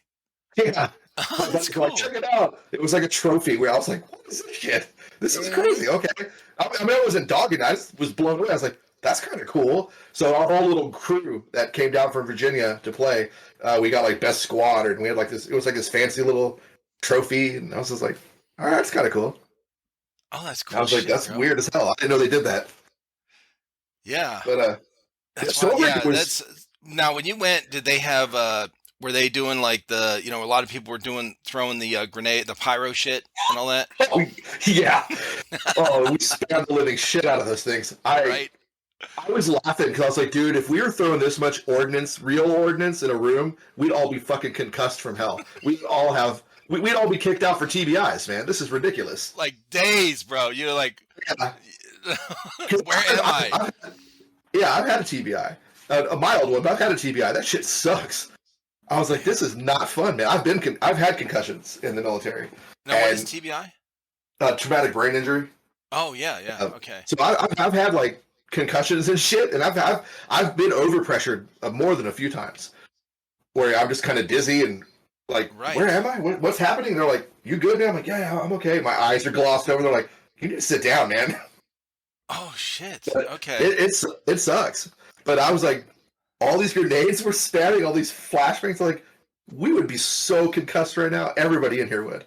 Ear pro or not, because if that ear pro pops just a little bit, you're Oh done, man. It's just loud as fuck. yeah, I remember the So first mill sim my boys went to when they started a few years ago. They had no clue, and they yeah, go. yeah, Well, it wasn't the first one; it was the second one, because the first one we went to was outside. Everything was outdoors. It was a Vietnam one. Everyone had to actually have Vietnam yeah. era type of stuff, right? It My was buddy 24-hour is real big into continuous. that. And they got the full experience because that weekend it fucking downpoured nonstop, like monsoon, bro. See, look Like at the real Vietnam yeah, experience. and they Oh got yeah. well they still have their the M16A1s are hanging on the wall here. Oh, Those that's things, badass. no, in fact, they both still have the fucking battery in them. They're both fine. They were soaked and they ran Oh the whole yeah. fucking time. But yeah, so their second one they went to a GTI event. I think it was Third Coast event at GTI. Yeah. Yeah, that's And what I don't know if it Stonebreaker is, was right? Stonebreaker or Iron Dagger type of thing. No, it couldn't have been Iron Dagger back then. Ugh. But Keep burping, anyway, sorry. they went, uh, and it was the first time they were inside a building at some point, and Yeah. grenades, grenades, grenades, Yeah. and they Frag, didn't have frag, frag. they didn't know, they didn't have ear Oh, pro. oh shit, that Like they're sucks. literally slinging their gun and holding their ears Oh yeah, that because shit it's gets just loud as concrete hell. walls. Oh Yep. And yeah. then you have the problem with well, not problem. The cool part and the interesting part of GTI is comms. Once you get in that building and you get deep in there, you're not going to really have comms. The squad that can get comms is where it's at. And one of my buddies that came out, he used to be a JTAC, and he was a JTAC instructor, so he was a comms guy. He knew a lot Oh about comms. So right. he researched the living shit out of how to get our Baofangs and our fake 152s to work as good as they can, what frequencies we needed, and we kept comms pretty deep into GTI, where a lot of guys would lose comms because he was like we would keep a guy closer to a doorway so he Yeah. could be basically a Kind of repeater like and a a relay relay for or everybody whatever. else. Yeah, Right. exactly. We were using real whip antennas, and Oh shit. he had it calmed down. We were like, damn. People were like, you guys have comms in here? We're like, yeah. It's like, holy shit, because we got pretty deep in, and You're like, we know a guy. eventually, Okay. yeah, eventually you get all that concrete's gonna suck the RF up, and you're screwed. But Mm, it was a good time, man, and it was loud as shit in there. right. Oh man, was it loud! I'm glad I had a pair of Swordens. I was like, I would be deaf if I didn't have these. No shit. Yeah, I feel for your boys, man. Yeah, so they go to GTI the first time, and they come back. This is when I'm still stuck in a house, and they're like, they'll come back with. I think the first one they went to, we didn't actually record anything. We weren't doing gameplay stuff. Okay. Okay, yeah. Yeah. So this is early on. We were just doing the unboxing and reviews. So they come back and they're like, "Holy shit, we cannot like we understand now." Because when they were younger, growing up, Yeah. like teenager, I guess age or whatever, when we're watching like a war movie or an Yeah. action movie where people are shooting inside a fucking concrete building, and then like 2 seconds later they're talking to their friend like normal, and I'm like, nope, Yeah, not happening. not happening. Okay, Yeah. they're deaf as fuck right now. Yeah, they're So like, what? so they were so used to hearing that over the years. So when they came back, they go, "Now we know what you're talking about." Like, Yeah. yes, the echo, bro. It's just so fucking loud off the concrete shit. Yeah, that's how the mount sites, like at Fort Pickett, there was a mount site we used to train at, and all the buildings are concrete. And man, you started lighting off in those buildings. And we were wearing Active Ear Pro. Oh, okay. That shit was loud as hell. Mm, We were just like, what the fuck is happening? It was, yeah, it was interesting. I yeah. hated shooting inside of a building. I couldn't stand it without Active Ear Pro. If I didn't have Peltors on, I was like, this is the fucking worst. I'm going outside to shoot at you. Let's take this fight outside because we're all deaf now. Real. Good job. Yeah, the Yeah, struggle was real it's on that one. pretty crazy how much of a difference it is from Yeah. shooting indoors to outdoors. Yeah, Night and day. sound. Night and day. I Yeah, felt bad for some of the kids with the fake Ear Pro because this stuff doesn't really work very well. I mean, It muffles a little bit, right? a little bit, but not nearly as much as a real set. And I was like, ugh, because I use that helmet down here. Oh yeah, right here. So I use fake Peltors on this kit right here Okay. because I didn't want to buy another set of Ear Pro, Right. real ones. And so these are fake ones, and they work decent, but yeah, no, I would kill myself if I had these. I would say this, which is pretty cool. They came with gel cups, like right out the gate from the factory. Oh So shit. these are like soft gel cup hearing aids. So I was like, that's kind of That's cool. nice. I paid a lot of money to upgrade my It'll swords to hold gel in all cups. your sweat. So when you're done, you take it out and It's- dump it. the gel cup is way more comfortable than a standard one. You can wear them a lot Sure. longer. 'Cause, Yeah. man, that fucking sucks.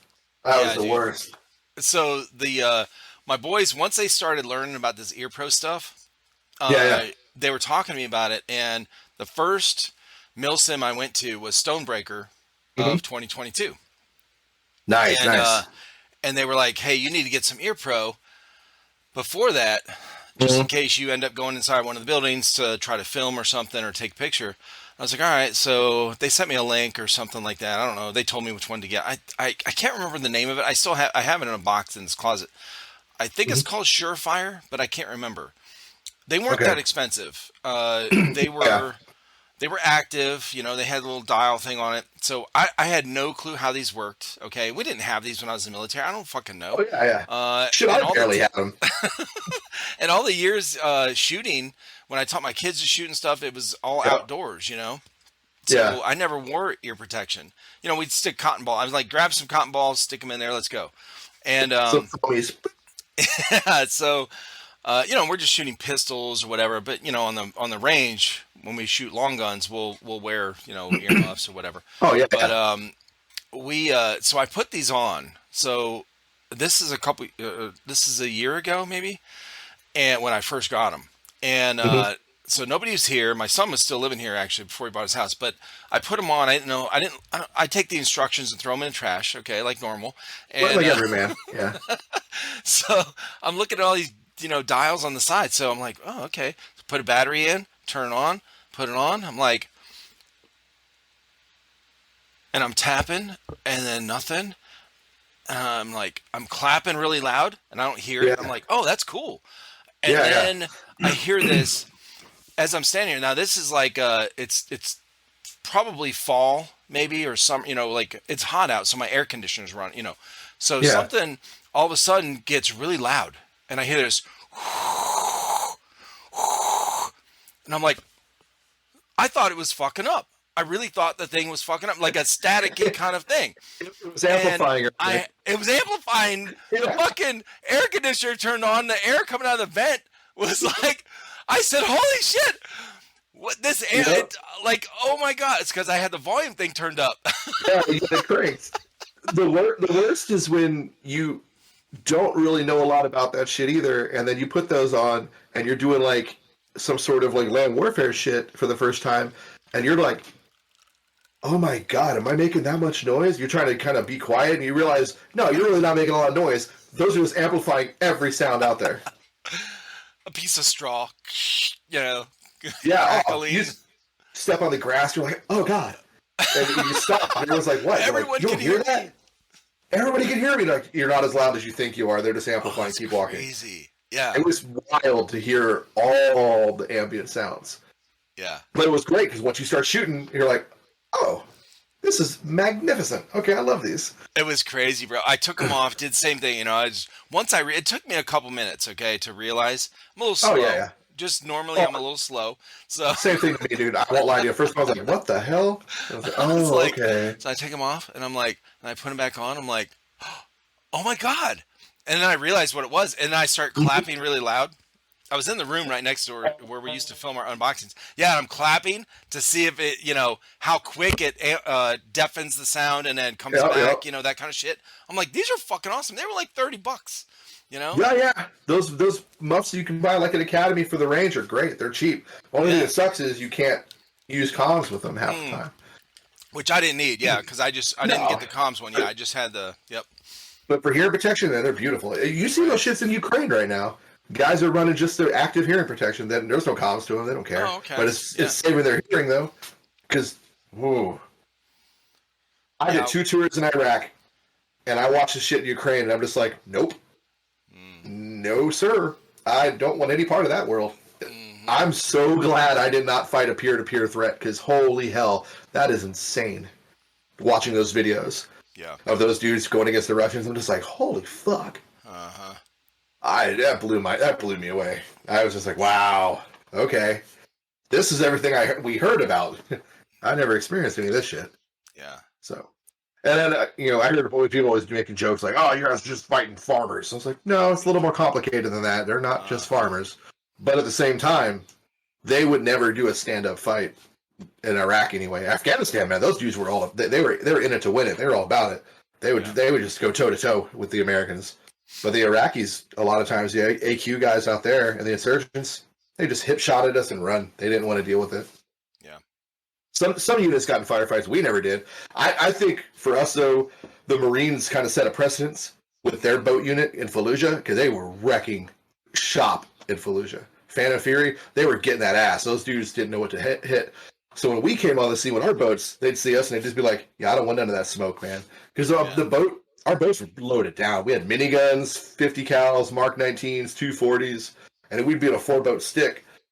That's a lot of heat to bring into one little place if you guys are going to fuck with us. Well, so they would just in Fallujah. I had on here was he's a Marine. Yeah. He was in for, I don't know, 20 years. Retired. Ooh, okay. Active duty. He was in Fallujah. He was. Oh shit! Okay. He started Miami Infidels Airsoft team. Okay. Oh, okay. Yeah. So when I did the podcast with them, I had 3 of them on. I had that guy that started the Miami Infidels, and then he moved to Kentucky, and he kind of likes to be off the grid, So I don't blame him. I don't blame him at all. And then Steven and Robo, those 3 were on all together because Steven and Robo were still in Miami, still part of the Miami Infidels team. So what he does, and this is I think his name's Cody, the Marine that I was talking with. What's funny is we actually went to boot camp on the same day. Really? October 11th of 1989. Yeah. Mm-hmm. Oh, that's crazy. So you guys were both at Paris Island at the exact same time. So, but yeah, he was in Fallujah, man. He's fucking hardcore, bro. He took the Fallujah's no joke. He does a hell day for his airsoft team. So he has tryouts or whatever. Oh, God. Yeah, he has people go. And for the airsoft team, bro, he doesn't post this video online, but I was sent a video from somebody else that I had on the podcast that's in Florida. Yeah. And he sent it to me through what's that fucking app? The messaging app you can talk to people over. Yeah, WhatsApp. Yeah. So he sent me on that, and he legit takes these guys through a hell day. So crawling through smoke grenades, CS, God. CS grenades, crawling through a creek, low crawling through a creek bed with an actual creek with water in it, and then carrying a giant log, just like in Navy SEALs and shit. I hate that shit. And the guys at the end, once you get down to the end, and it's a bunch of calisthenics before that, okay? Then you have to navigate this obstacle. You first, yeah. Yeah, bro. He's got medics on site to help anyone. If somebody I would hope so. Passes out or vomits, they get them back going, and they have to rejoin. They can't quit until the end to make the team. So end, they get down, and the whole team takes this log, this 400-pound log or whatever it is, and stands it upright. One guy has to climb to the top while they're holding it. Oh, so Lord. They all help him climb to the top, and he sits on the log, and they sing the national anthem or something like that. Like it's fucking nuts, bro. And then those guys get to be on the team. Wow. Holy shit. This guy is fucking awesome, intense, bro. Man. Yeah, that's cool. This guy's awesome. I want to have him on again, but I can't get a hold of him. I need to get with Steven and Robo. They know how to get in touch with him. But anyway, yeah, he's a cool dude. But yeah, he was talking about being in Fallujah, and how crazy it was. Yeah, I've been kicked off. Yeah, I've been to Fallujah way after that. After it's been pacified. We used to. So when I was there in 2008, we would get these credible threats. They'd be like, "If you guys bring your boats into Fallujah, we're gonna do XYZ." So what do? We drop our boats and we go into Fallujah. We were like, we're gonna go for a boat drive, and we drive right through the area, and they wouldn't do shit.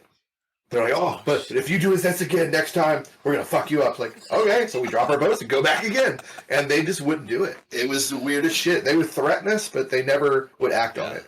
Okay. Which I don't blame them. I mean, the Marines kicked their dick off though. Those guys were probably still half those guys probably still remembered it. They're probably like, nah, we're good. Uh-huh. Fallujah was a totally different place. Like when I got there in '07, you still shouldn't drive a convoys through Fallujah too much. I mean, you're probably going to take contact. Man, when I was there in '08, '09, yeah. When I went back in '08, '09, man, we drive through there all the time. Ramadi and Fallujah, we would be fine. That we very rarely saw any contact of any type like No that shit. because they got the Marines pushed their shit in. Those dudes were like they kind of lost the will to fight. Yeah. Between Ramadi with the Marines and the SEALs and Fallujah, man, they pacified Ambar. When I got out there in '07, it was still kind of a semi-hot conflict. When I went back in '08, nope. We also signed a SOFA agreement, which didn't help, but they pacified Al Anbar.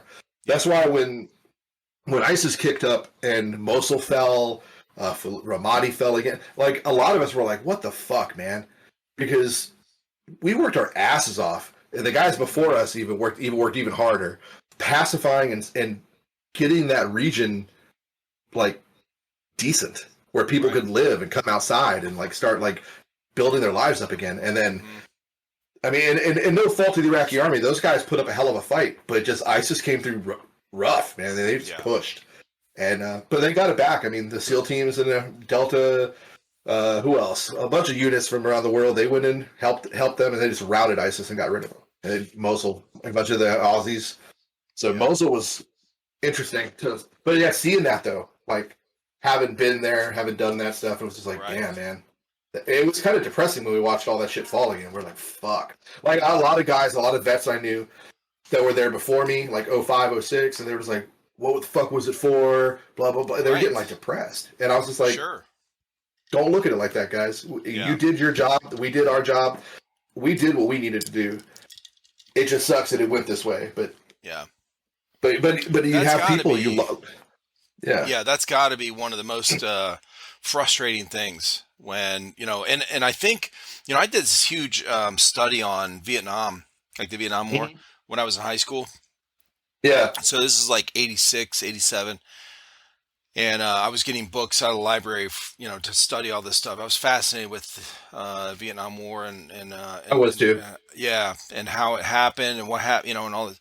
And there was a lot of graphic pictures in some of these books Oh that yeah. showed the war is hell kind of thing, Hmm. and so there was yeah, I mean it was really I just as I'm reading these stories, well, then it led into that studying, that I guess led into reading books, Yeah. Yeah. Yeah. that were based, Fields of Fire. That was like a fucking controversial book when that came out, bro. And I read Oh that yeah. and I was like, holy shit. And I think that's I don't know, I might be wrong, but I think that's what Platoon was based on. I think so. If I remember correctly, it is Kind of like that kind loosely of based on the book. grittiness. Yeah. Yeah. But to show like because all the war movies before that, before Platoon, were Hmm. World War II movies. It was always kind of just John Wayne. yeah, yeah, Yeah. and then or it was action movies. So Yep. and then Over the top. That like Platoon, yeah, and then Platoon came out he's and him shooting showed the M60 and hitting everybody. yeah, no Yeah. shit, right? Yeah, and Platoon came out, it was like holy shit. But that was a lot of the stories I read and everything that were just really showed the frustration of the soldiers that Yeah. like Hill what Hamburger Hill, right? I forget the Okay. Yeah. number. Hamburger Hill. Yeah, Hill 667 or whatever I can't remember the number, but it was yeah, Hamburger Hill. Read that and then saw the movie and it was like they're getting orders, take it, take it, take it, take it. And Yeah. they lose so many guys, just trying to take this hill, all these dumb decisions. Then they take it and then, okay, leave. And Yeah. then it Never gets, abandon the hill. And you're like, bro, what? that's got to be Yeah. one of the most frustrating things with with these orders like that, like what your guys, your buddies were talking about with Fallujah or somewhere else, just if it gets taken back over after you Yeah. guys fought and fought and fought and fought and fought, Like, it's what was it for, man? fuck, bro. See, I was lucky. So my unit, we didn't lose anybody in combat. Like, not one. We did all 3 tours. My unit went to Iraq in. We didn't lose a person. Good, yeah. All the people we've lost have been to suicide post deployment. I think we're up to like 6 or 7 now, and it sucks. It's like fuck, and that's not a lot, but that's enough to where cause we weren't a very big unit. There was like 200 of us, 220 of us total, and 6 or 7 people out of 200 is That's a lot. kind of a lot. Yeah, Yeah, it's kind of a lot. And but we were super. I mean, I'm not crazy religious, but for the lack of a better term, we were super blessed to not lose anybody. Yeah. But it was a different war when we were there. It wasn't as intense as the other guys. Like when we were training up all the Marine instructors, we had all our seniors. They were all like Fallujah vets and Ramadi vets, and these guys had seen some shit. Yeah. So when we were training up to go, you would think we were going to like attack Normandy, and then we got there and we were like, "This is not what we were trained to do." Right. My second deployment was FID. We did foreign internal defense. We taught and trained Iraqi police to do riverine operations. What? Which is, it was like way outside of our scope. That's like not what we do, but that's what they wanted us to do. So it's what we did. So we spent the majority of that deployment teaching the Iraqi police how to do combat boat operations. That was most of our deployment. Yeah. It was nuts. Wow, bro. That's why, when you start hearing about these, different forces, like units, like the specialty units, like that, maybe that, the Riverines maybe is not like considered a special forces unit, but it's a specialty unit, right? We were a specialty unit. Right. Some of the Army leadership higher trained. We didn't agree with this assessment, but I had heard some of the Army leadership considered us on par with the Ranger regiments, and we laughed. We're like, no, we're not. Okay, no. But what they meant by that is they considered us, like you said, a specialty thing, right? Where we were very specialized and we had our job and we had our thing. We just laughed. We're like, no, we're not Rangers. Those guys are hardcore, and we're just a bunch of dirty boat guys. So. That's funny, yeah. Well, those guys like Green Berets or one, that saying I know a few. We just got to win the hearts and minds, right? Yeah. And it's like I feel like we've been doing that for so long, like training these other countries, army units or whatever, to kind of help defend themselves. Yep, and that's exactly what we were doing. The general rule, anyone that's watching or listen. The general rule about this is it's very, very valuable in human life, just in our universe, to be able to defend yourself. Yep. It is 100% very valuable to be able to defend yourself in some way. Okay. And that is what, you guys with training these other units, helping them. I mean, that's what it is to help them, defend themselves so we don't have to stay in that country forever. Exactly. That was the whole point, was to get them up on their own 2 feet so we can be like, okay, later. Yeah. It was fun. It was real, but it wasn't real fun. We're out of here. Have a good one. Good luck. Right. And like I used to use the analogy, the best way to describe it, I hear people like, why are we in Iraq? Why are we in Afghanistan? This is stupid. I was like, well, it's like a teenage boy knocking a girl up. We can either do 2 things. We can be a deadbeat dad, and we can just be like, yep, and fuck you. Have a good one. Enjoy trying to rebuild your country. Sorry we killed your dictator. Bye. Or we could stay around and raise that child. And that's the way I kind of analogized it for people. Yeah. And unfortunately, we stuck around. We raised a child. The child turned out to be a dick. So we're like, well, fuck. This was worse. Thanks a lot. And, we're just going to leave billions of dollars of equipment and ammo and weapons. Afghanistan. Yeah, bro. We'll just leave it all for you. Go ahead, take it. It's fine. The worst thing in the world is when I see pictures of the Taliban driving around in MRAPs carrying M4s. I'm like, what the fuck? I never got to Afghanistan. That was I tried, never made it out there. Wasn't I wanted to. A couple of my buddies got to go. that were in the squadron with me after they Yeah. left. They went to different places in the Navy, and they got to go on like IAs to Afghanistan. I was like, damn, that's cool. I wish I could have done that. Okay. But I Well, how wanted the did two. you? I wanted the two campaign ribbons. I wanted Iraq and Afghanistan, but I didn't get Oh, them. gotcha. Ribbon It's so whore. stupid. I know. I wanted it. I was like, that's kind of where it's at. I just it would have been So, nice. Plus, I really believed in Afghanistan, the mission. mm, Uh, Not to say I didn't believe in Iraq, but maybe didn't have to go there. But oh, for Afghanistan, I sure. really believed in that one. I Yeah. was like, Afghanistan, we need to get that country stabilized. We need to do blah blah blah. And so I really wanted to go. That was kind of why I wanted to go to Afghanistan. I didn't have any like deep, not regrets. It's not the right term, but like there was no part of me that was like, yo, Afghanistan's a bad idea. Iraq, I was kind Right. of like, There was no well, we should hesitation. be Right. here. Exactly. Yeah. So Right. Yeah. Iraq was sketchy, bro. Yep. yeah, we went into that one kind of weird. He tried to kill my daddy. It's like, okay, Bush, this gonna suck. That's the joke I've heard people say that Bush went into Uh, Iraq because Saddam tried to kill his dad. I uh, was like, well, I think it's a little more complicated than that, but hey, right. whatever. Yeah. Anyway, He was. Yeah. I mean, that happened when I was in. I was in Okinawa. I was in Japan at the time, and yeah, we actually went to Naha Port and sat on Naha Port waiting for our boat ride over, Oh wow. and 4 days in a row. So we go down there, take all the Mm-hmm. 5 tons, get fucking, hauled down there, sit on the Yeah, yeah. fucking port, all our fucking shit. We're amped, bro. We're fucking, Oh, yes, this is why we absolutely. joined. Okay. Absolutely. I know that feeling. I was amped too. And then all day, nighttime, go back to barracks. Okay. Orders got Oh, came. we're not Yep. going. Okay. Next morning, report to the motor pool, head down to Naha Port. 4 fucking days in a row, bro. That sucks. I That was, sucks so bro, bad. and I'm not kidding. Like after that is when the week after that, when the last day of that final, stopped, and they said, okay, we're not sending any, we're done.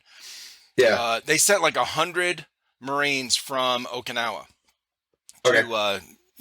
to Iraq, whatever, Kuwait or whatever. But it Yes. was that week after is when everybody was mind fucked. A guy fell out of the second floor window. Okay, we're drunk as My shit in the God. barracks. Fell out of the second floor window, broke his That back, happens. fell on some shrubs, broke his back. Oh. His roommate goes down. Fireman carries him up to his bed and throws him in the rack. Okay, Oh, the broken back. bro, miracle Oh. that he wasn't. Another guy, 4 other guys that was on our floor went. There's a walkover bridge over the Okinawa Freeway because after Yeah. 10 o'clock at night, there's no speed limit. Yeah, we So- had them on Yokosuka too, over the main highway. Right, and of course they're drunk as shit, and they want to get some fucking yakisoba. Okay, so they're not walking over. They're not walking over the walkover bridge, bro. So they run across the street, get hit. All 4 of them got hit. Okay, one guy breaks his femur. One guy gets brain damage, like legit. Like Yeah, he's yeah. he's like a 5-year-old now. Okay. Oh my God. Brain fluid leaking out his head, out of his nose. Fucking- All right. Fucking Okinawa. He's done permanently. And then Yeah. another guy, his shoulder, gets ripped out. And but anyway, yeah, they get fucked up. Like all this shit happened the week after we got this, Yeah, 4 yeah. days in a row, and we're just like we're fighting like a motherfucker. yeah. Okay, we're This just is like every weekend at Okinawa, though, to be honest with you. that was pretty much my whole year there. Okay, it really was. He was always doing something stupid, and then we'd all get locked down on the inside. We're like, what the hell happened? All these 2 assholes in Okinawa did XYZ. We're like, why the fuck are we getting locked down? I know, Lock right? them down. Oh, my buddy got a Dear John letter from his wife. While he's over there, he Oh, punches man. through the fucking double pane window, and when he pulls it out, it just like this. Oh, yeah, So right. he's still holding his beer in his hand, walking down the hall inside the barracks, flailing his arms, yelling about his Everywhere, wife, probably. and Yeah. blood is dripping from the ceiling on the fucking walls. We got to tackle Oh, him and God. wrap his arm up. Yeah. Bro. He's so drunk he doesn't even feel it. No. Yeah. It's just like, And of course, your blood's like water when you're drunk, so it's just squirting every fucking where. Oh yeah. Oh, That's Jesus Christ! Yeah. good Lord. That's funny, but sad. But funny. Right.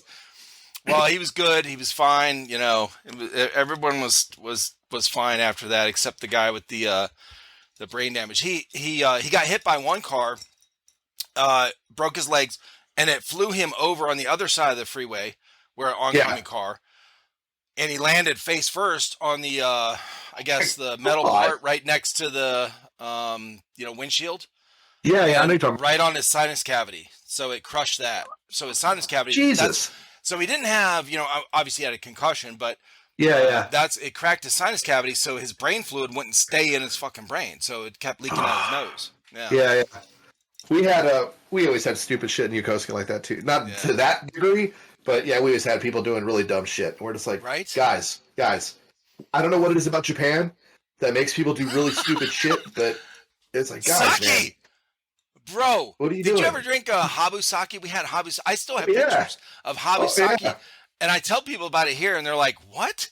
I'm like, "No, it's a. You know how I'm like, tequila has the worm in it." I said, "They have sake that has a giant fucking snake in it," and they're like, "No way." I'm like, "Let me show you these pictures. I'll pull it up," and they're like, "Holy shit!" With poison intact. Yeah. Yes. You ever have chuhais? What is it? Do you ever drink chuhais? No, I don't think so. Oh, they were like a kind of a homemade liquor. Man, chuhais will fuck you up. That's what we get in Yoko. That's what we get everybody. They would show up and they could drink, and then they'd be like, "Oh, I'm gonna have a chuhai," and they would go to the chuhai stand where they make them for you, not the canned shit, but where this lady makes the chuhai for you, and they would have like 22% alcohol in it. It would be ridiculous. Oh, and they taste of? some sort of liquor, and then like a soda or something. So they were really sweet. They tasted really good. So you'd be knocking them back, and then you'd be so fucking tore up, guys. we rare people when they check in. We're like, listen, don't go drink chuhais tonight, or don't follow these other knuckleheads because you need to work up to that because that shit'll fuck you up. And they would go and they'd get, and they're like, of course we're gonna go do that because you said don't. Yeah. They go get white girl wasted on chuhais and be just fucking ridiculous and dumb. You're just like, guys, come on, man. You're getting us all locked down again. The chuhai stand was off limits. They just banned it. They're like, you can't go there anymore. Oh shit! We went the first week we got to Okinawa. We go to receiving. You don't go to your barracks yet, or your unit, because you have to learn all the rules and. Okay, we're driving on the left-hand side of the road, not the right hand. Blah blah blah. And courtesies and customs and shit, and then and then the don'ts. Okay. So the don't is there's a bar on this street out in town that serves a drink called Oh God. It has opium in it because opium's is legal over there, and so don't go do that. On a piss test. Yeah, and we're like, hey, where are we going tonight? To that bar to get that drink because I want to get trash. Yeah, every time. Oh my god, for real? Yes. Oh my god, that's fucking hilarious. So go over some of your gear back there if you want. Oh yeah, sure. Your guns and. Okay, well, let's talk about the guns. Yeah. So I have Tokyo Marui next gen Scar here. I built this up for like a Belgian Special Forces kit I was working on. So this thing is pretty cool. What do you got at the end? I like this. This is a suppressor with a manta defense cover. And I love this thing. So this is a real suppressor cover. Like, these things are magnificent. I don't know if you have suppressors or not, but if you do get one, look into these. Because they have amazing heat mitigation and thermal signature reduction. They are awesome. I mean, it's like a toy right now, though, sadly, but I will take this off and put it on a real one eventually. But yeah, this thing is pretty cool. Recoil, I love these things.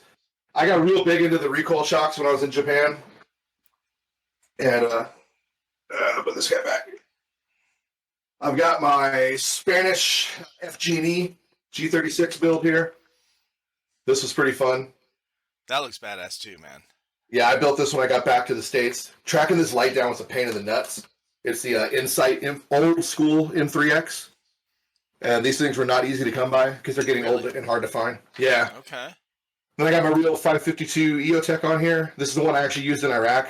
And then, what? yeah, I bought it myself and took it with me. So, yeah, this thing's pretty cool. I mean, that's fucking history, man. Yeah, I dig it. That's why I have a lens protector, though. I don't want to bust it out. But this thing is cool. And I had to Dremel in this little notch here. I had to custom make that. Because the carry handles, the FG&E, the Spanish SEAL team guys use on their G36s before they switched to 416s. They had this weird notch in them. Couldn't find it, didn't know what it was, so I made it. Nice. Okay. Airsoft ingenuity. Yeah. I got my other Marui right here. Nothing's on it right now. This is my other Gen M4 recoil shock. Love this thing, bro. Have you painted all these guns? Did you paint all these guns? I painted all these myself. It's fucking cool, man. I learned to paint guns when I was at the squadron from a couple scout snipers we had attached to us for our first deployment. They were part of the UAV team, and we got permission by Crane to paint our guns before we went. So I was like, "Fuck yeah, I'm gonna paint my guns." So they taught me how. And then when we got there, after like a few weeks, we were doing the RIP TOA turnover with the Marines, and they made us paint them all black again so we'd be uniformed and matched. And I was like, "That's the dumbest shit ever." Yeah, that's dumb. Okay. That was so retarded. But dumb as shit. Yeah, my gun looked super homeless because I had to they wanted me to strip the paint off and I couldn't, so I just spray painted it black. And then eventually it started wearing off, so you had like black paint chipping off and then tan paint under it and then the actual finish. It looked so bad. I was like, whatever. Yeah, but this thing is cool. This is my first gun I bought in Japan. This guy right here. No shit, dude. That's cool. Yeah. Fuck that you still have it. Yeah.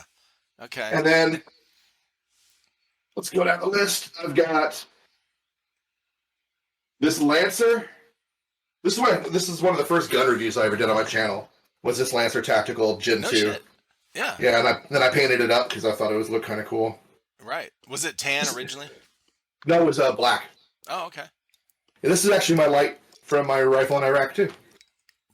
Badass. It's kind of cool. Yeah, it is. BB blew out the glass though, as you can see. Oh yeah, it still works. Fucking vintage, man. The light still works. There you go. It's pretty cool. That's weather, okay? Exactly. The storm. It's got some. This thing is my newest project. This is my MCX for my Ukraine kit. That is awesome, bro. This thing's a pain in the nuts, man. Why? So VFC, fucking son, I hate VFC right now. So they made this gun. Yeah, so they made this gun, right? And it's a nice gun overall. I mean, I got the nice stock on it. You know, I had to put a new grip on it because the original grip fucked up, and I was like, so the motor plate would start coming out on me, so the gun would just stop working in mid game. Right. I was like, what the fuck, man? So I had to get a new grip, fix that issue. These ports here, well, they're just for show, unless you get one of these really small clips from Action Army, which I had to find. Oh, okay. Which was a big shout out to one of my viewers because they actually turned me on to that. Because otherwise, you can't use them. They're just for show because the gearbox is in the way. I was like, "Fuck you, VFC, man!" Oh my god. Different rail system. I had to put a new rail on here for the Ukraine look. Okay. But internally, though, so in the magwell, the wires they did a front wired gun, rear wired gearbox. So they'd run the wires through here and through the magwell. So your wires would get in the way. You start chopping them up with your magazines. Oh my god. Yeah. What so I had to. I don't know. I had to buy a secondary part from Laylax to run the wires differently. Fix that issue. Then the mags themselves, they're wonky. The magwell was wonky. I don't know if you're going to be able to see this. I had to put like Velcro in there. Oh yeah, I can see something in there. Okay. Yeah. To make it tight. Actually, so the mags would even seat and fit. They're not wobbly. Okay. Yeah, because otherwise they would just fall out. We had a couple guns like that. Yep. But this is a beautiful gun though. It's really nice. Now what is that on the end? Is it what kind of suppressor? It's a replica. It's a the quick release. Yeah, it's a Airsoft Artisan 762 Ti SIG suppressor. Nice. You can put a tracer unit in here. So it's got a cavity from. So it's got a cavity like from like here to about there. Okay. And you can drop like an Acer Tech in there. Oh shit, that's awesome. It's on my to-do list for this thing. Nice. But Okay. this gun's stupid fun. The build itself was a lot of fun. This optic, it looks like an M4S. I had to get this from Japan because it was crazy hard to find. And then I had to get the riser for this. It's like a real riser to fit in there to make this damn thing. These are real SIG iron sights because the gun didn't come with iron sights. I was like, what the hell? Again, I was like, VFC, what are you doing, man? So I had to buy these things. They're nice. I mean, they're cool. I'll put them on a real rifle eventually, but you don't need sights for a fucking airsoft gun, bro. Don't you know that? I know you don't, but I just like the way it looks. I know. Just I'm a total That's why they didn't send it with it. Yeah, probably. They're like, I don't need that shit. So that gun could be a pain in the ass, but it is what it is. Hold on. You see my booty shorts? Yeah, buddy. The Stokies. That's all right. Then I got this. I love Stokies, man. That's all I wear. I got this rifle. It's like a Block 2 style setup. Nice. That's what my son normally runs right now because he's a poor kid and he can't afford his own gun, so he uses mine. They're teenagers, man. They don't exactly. Yet, you know? Oh, he's chomping at the bit to get a job. He's like, please. I'm like, not yet, man. We're about to move, then you can get a job. But the ACOG's nice though because I've got the actual Trijicon little RMR wing mount on here. I don't know what that is. It just guards the red dot. So these are like separate, but it's a real mount. So the red dot is inside there. Yeah, it's back there. Yeah. Okay, so that guards the sides of it, so it's like a protected. Yep. I got that for my Aussie kit because that's how the Aussies run their optics. Oh, that's cool as shit. Okay. So that optic is supposed to be on this gun, but it's not because my son's using it. Yeah. And I got this little bitty crank. Normally, this has an ACOG on it too. Hold on. There it is. So normally I would have a rail on here. I put this ACOG on there because that is from the video game Medal of Honor Warfighter. Oh shit! Okay. Yeah, I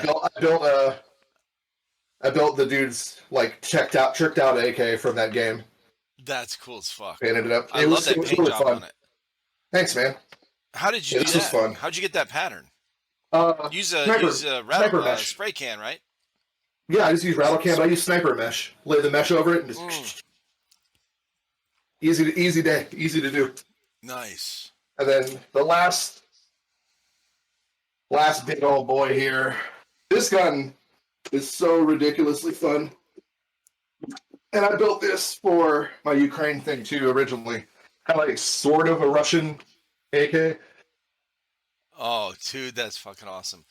So, and I love the paint on that too. That's thanks, man. The green, yeah. Yeah. So I put a crank style flash hider on here, and then I got a nice light on this side. Okay. And I got these light caps from 100 Concepts. I love these things. Oh, they're awesome. They're great. So for real world, they're awesome because they're going to stop you from accidentally setting off your light. You know, if you turn it on, you're not going to like have it ND with the light. Yep. But great in airsoft because they'll protect your lens if you're not using your light. Right.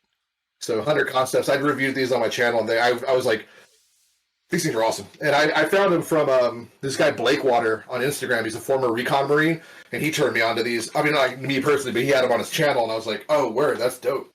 So, no shit. Blakewater, like 0 something. Okay. He's got so much good information. And then this is a real Fab Defense stock. I got it at like a resale shop here in San Antonio for like $40. Nice. This thing is fucking cool, and it looks good on the gun. But this is an Arcturus, and these things are fantastic. Yeah, bro, we got one of those in a mystery box. They're fucking awesome. Oh, they are so good. This is the Asian one, so it came with like all the medical furniture originally. And bro, when we got ours, this thing is heavy as fuck. We tested it out. We did a review, and then I did a giveaway with it. And the guy that won, I didn't have restrictions on our giveaways. like Yeah, for yeah. U.S. only or whatever. So the guy that won was actually Woodland Warriors. They have a YouTube channel. They're in the Okay. Netherlands. Oh shit. So Okay. and this fucking thing was it was an Arcturus AK-47, full size, full metal. Beautiful. Bro, this thing costs like $250 to send him to, and he's like, Oh my god. you don't have to send it. Like that's as much as the gun. I said, no, I'm Yeah, gonna send it, bro. But that's awesome. Yeah, that thing is heavy as hell, man. oh, they're heavy. You have to lift if you're gonna. You buy that Yeah, gun if you're not into lifting. You better start going to the gym. yeah. That's an Alphonse gun, okay, Oh, absolutely. God, Alphonse is ridiculous. That kid is huge. I was like, bro, how are you not in the military? for real. He's got great content though. I love Alphonse's Yeah, he stuff. does. Yep. I got a What is Tokyo that? Marui 5.7. Oh, dude, I nobody just flagged has myself. those. Nobody has those. Yeah, so I got this for my Belgian kit because this is the sidearm they carry. This thing is Yeah, so much fun. So much fun. I love this gun. yeah. They all have So Glocks. They all have the TM, the high Kappas, the Glocks. that's The that's the mag for it though. look at that, bro. That's It's cool.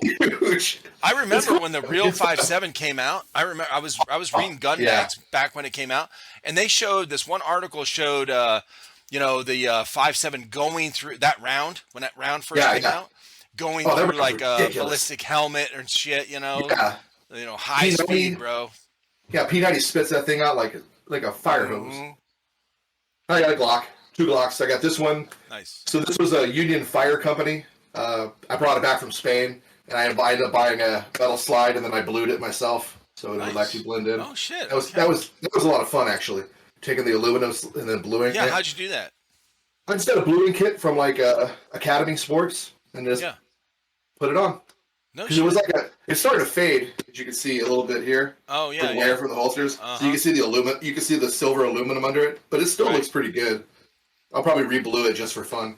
And I Okay. got some rubber Ranger bands on here for the grip, Nice. make it a little better. Yeah. And then my lanyard, I love lanyards. This thing, I've had this lanyard since 2006.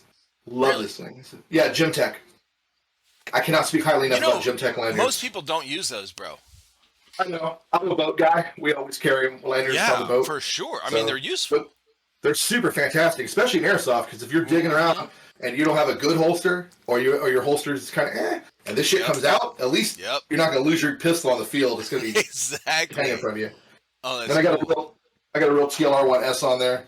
Okay. I love that light. It's fucking awesome. My wife got me that for my birthday in Spain. She's awesome. Damn. Yeah. Then I got this. So were you guys married when you went to Spain? You guys were already married? Yeah. I got married in 2003, right before I Oh, joined the okay. Navy. Oh, okay. Yeah, we've been married for almost 20 years. The whole time, yeah. Okay. Yeah. She's Hell yeah. she's dope, man. I'll show you the thing I got for Christmas in a second. I got Surefire 300 on here. I painted this pistol. It's for my I was gonna say, FG. you painted it. Yeah, They, that looks they awesome. paint them. Not enough people paint pistols, weirdly enough, but the No. FGD do. So it worked for the kit, and I was like, I'm gonna do it. Fuck it. And then You got so much stuff. USP for my Aussie stuff. Fucking I had great. a bunch of cool. I had a rail on here, the proper GG and G rail. It's just in a You know box somewhere. You know what I love about those style of Hmm. guns is the fucking trigger guard, bro. It's big Oh, enough for yeah. the for Trigger gloved guard's fingers. huge. Yes. Huge. If you got fat potato fingers and you got gloves Yeah. on, okay, it works great. Yeah, I got big ass meat paws, man, and this thing just feels so good. It's beautiful in there. And then I got a couple Berettas, of course, because I've got 1,000,001 holsters for these things. Yeah. So you can't go wrong with an M9. Right? And then I got the last three are kind of iffy. I don't have mags for this anymore. It's a SIG 229, the shorty Oh, shit. SIG. Nice. I've had this gun for, God, 15 years almost. Wow. I love this gun. And then this You one, still have it. That's cool as fuck though. yeah, this one's broken though. Same time frame I got that one. This is 1911, but there's no outer 1911, barrel. Well, if I can get it till we go back. Oh, and there's no outer barrel. Yeah. It broke Shit. off a long time ago. So, Oh, that's cool. exactly. And then I got this Glock 19. I got this around the same time as the other one. I've had this for like 12, 13 years. Oh, that's cool. And I don't have mags for it anymore. Gotcha. But it works though. Yeah, and then I'll show you this kit. Oh man. Bear with me. I'm still here. I promise. See, Oh, you're good, bro. my wife got me this for Christmas. It's a Faro Concepts V5, FCPC version 5. What, Yeah. I have a bro? Haley.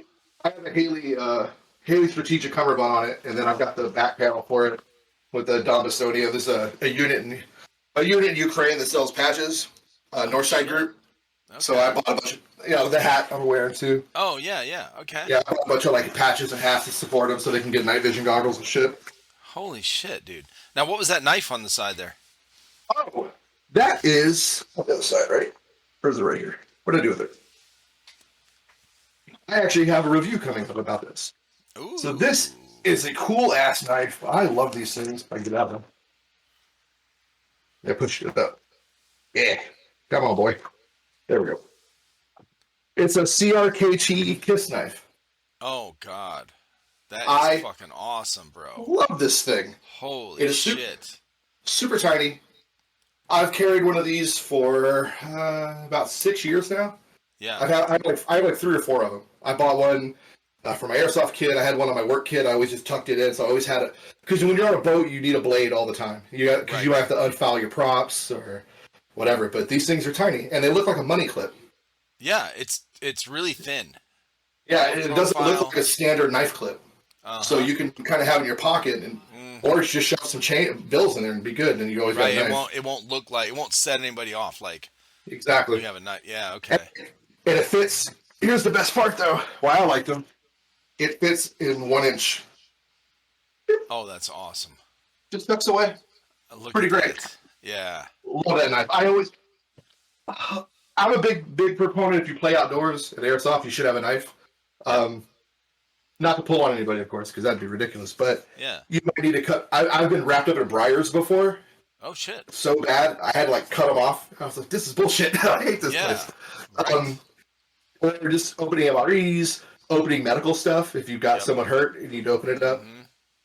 Like I believe in med kits, pretty big in airsoft. For sure. A lot of guys like this is what I just reviewed on my channel recently. It's inside here. It's a oh fuck, I'll pull it out.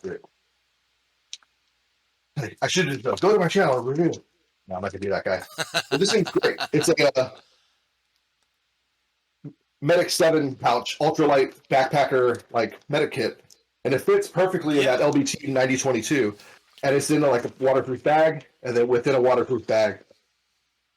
So, and all your Oh shit. this is all your, Okay. this is all the basic stuff you would need if you're. I mean, you're not going to deal with You're not going to be dealing with GSWs and airsoft, but you might deal with cuts, lacerations, burns, insect bites. That's all in here. It's a hiker's one. Yeah, I mean a GSW is an open wound, so Yeah. you need, all the basic shit for that kind of stuff, Well, and that's because a lot of dudes. I'm going to talk over you. Sorry. Don't carry shit like this at a game, and it looks cool. Looks LBT IFAC, but is this you the don't surgeon need- kit that has like the fucking like all the high end shit, but it doesn't have Yeah. like antibacterial, alcohol wipes, and band-aids? Exactly. I've got like needle decompression, tourniquet, like hemostatic gauze. I've got golden chest seals in here. I've got nasopharyngeal airways, but I'm not going to be giving someone a nasopharyngeal airway in an airsoft game. I hope not anyway. Exactly. But all these, I when these cut guys start myself. buying them, they're getting the real trauma kits, and I'm like, bro, Yeah. No, but- where's the antibacterial? Got golden chest alcohol, seals. I'm like, you don't need and that, man. fucking you don't need a chest seal, okay? Nobody's gonna get shot through the chest and be sucking for air, okay? Sucking chest wound in goddamn airsoft, unless they fall on yeah, exactly. And the thing is, a lot of people don't realize, bro, when you get cut on your hands are the most, the dirtiest thing on your body because it's not uncovered, right? Oh, yeah. Especially if you're not having gloves. You're picking shit up, you're touching shit with bacteria in it. So you get a tiny cut on your hand, and you're like, oh, I'm trying to be this tough guy. I don't need to clean that out. I don't need to take care of that. Yeah, wait 24 hours because it doesn't take long for it to get infected, okay? Yep. And then you're going to And once it gets beyond that point, I don't care how much you cut it. You know, those old movies that used to show they would recut their cut and bleed it out. No, Yeah, no. once it's beyond that, that doesn't work. Okay. You see? Can you see this little divot in my hand? Yeah. Uh huh. I've had that. I got that. That's from I cut myself or something. This was 2001, 2002. I was playing ice hockey a lot. I was playing goalie. Oh shit. So goalie gloves are gross. They're always dirty and gross. This thing would not heal. It kept pussing up, and I was like, what the fuck? Eventually, after it would make me worry. I was like, do I have AIDS? Because this thing won't heal. I'm dying. I have cancer or AIDS. I was hypochondriac. You gonna die. I was like, I'm gonna die. I'll lose my hand. They're gonna have to cut my hand off. Months and months down the road of it just continually getting just infected and gross. I pushed on it one day real hard to pop the pus out, and then this little sliver of something came out. It was like a splinter in there. And that's how it healed afterward. I have a permanent divot in my hand. Yeah, and, because your body was rejecting this foreign object. Right. It was probably and the sad thing was probably a splinter from my goalie stick. I probably grabbed it. Right. But it was there for months because I couldn't keep it clean enough. Bro. And I would wrap it. I'd still put my hand in and I'd go play hockey. And I was like, what the fuck? I'm not joking. I thought I had cancer. I was like, I'm fucking dying. It won't heal. I'm dying. I have a piece of shrapnel in my thigh. And the corpsman was like, the Navy guy was like, we can take it out, but I think your body's accepting it, because it was like a month later when I went and got it checked. So, oh, that's funny, dude. Okay. But yeah, I've never had a problem with it, so it's fine. My buddy mine's got so apparently your body accepts lead, but not splinters from wood. Apparently. Like, I've got this goofy ass, this whole thing is optics. It's got a bin of optics. Bro! What? This fucking guy over here. See, you're like the sleeper, okay? You're like one of the sleepers I have on these channels, or I have on this podcast, where you have this channel. I'm looking at your reviews on your YouTube channel. I'm like, okay, he does some reviews. He's got, he's doing some, this is cool. I look at your Instagram, and then and then I have you on here, and it's fucking like Fort Knox in this bitch, okay?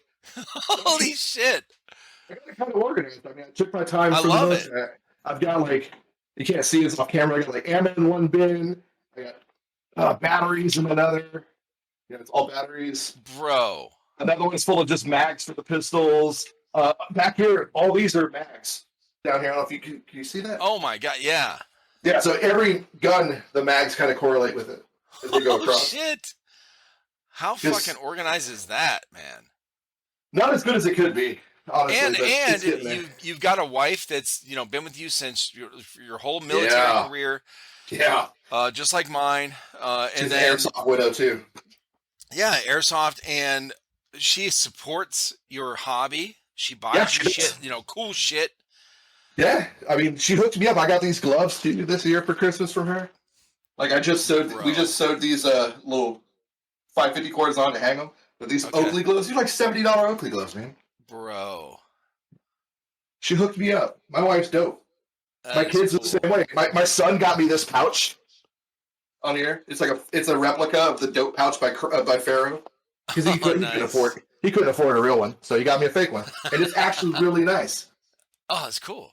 Yeah, I reviewed it. It'll be coming on the channel probably a few weeks from now. Oh, okay. It'll maybe close to the end of January. That review will be up.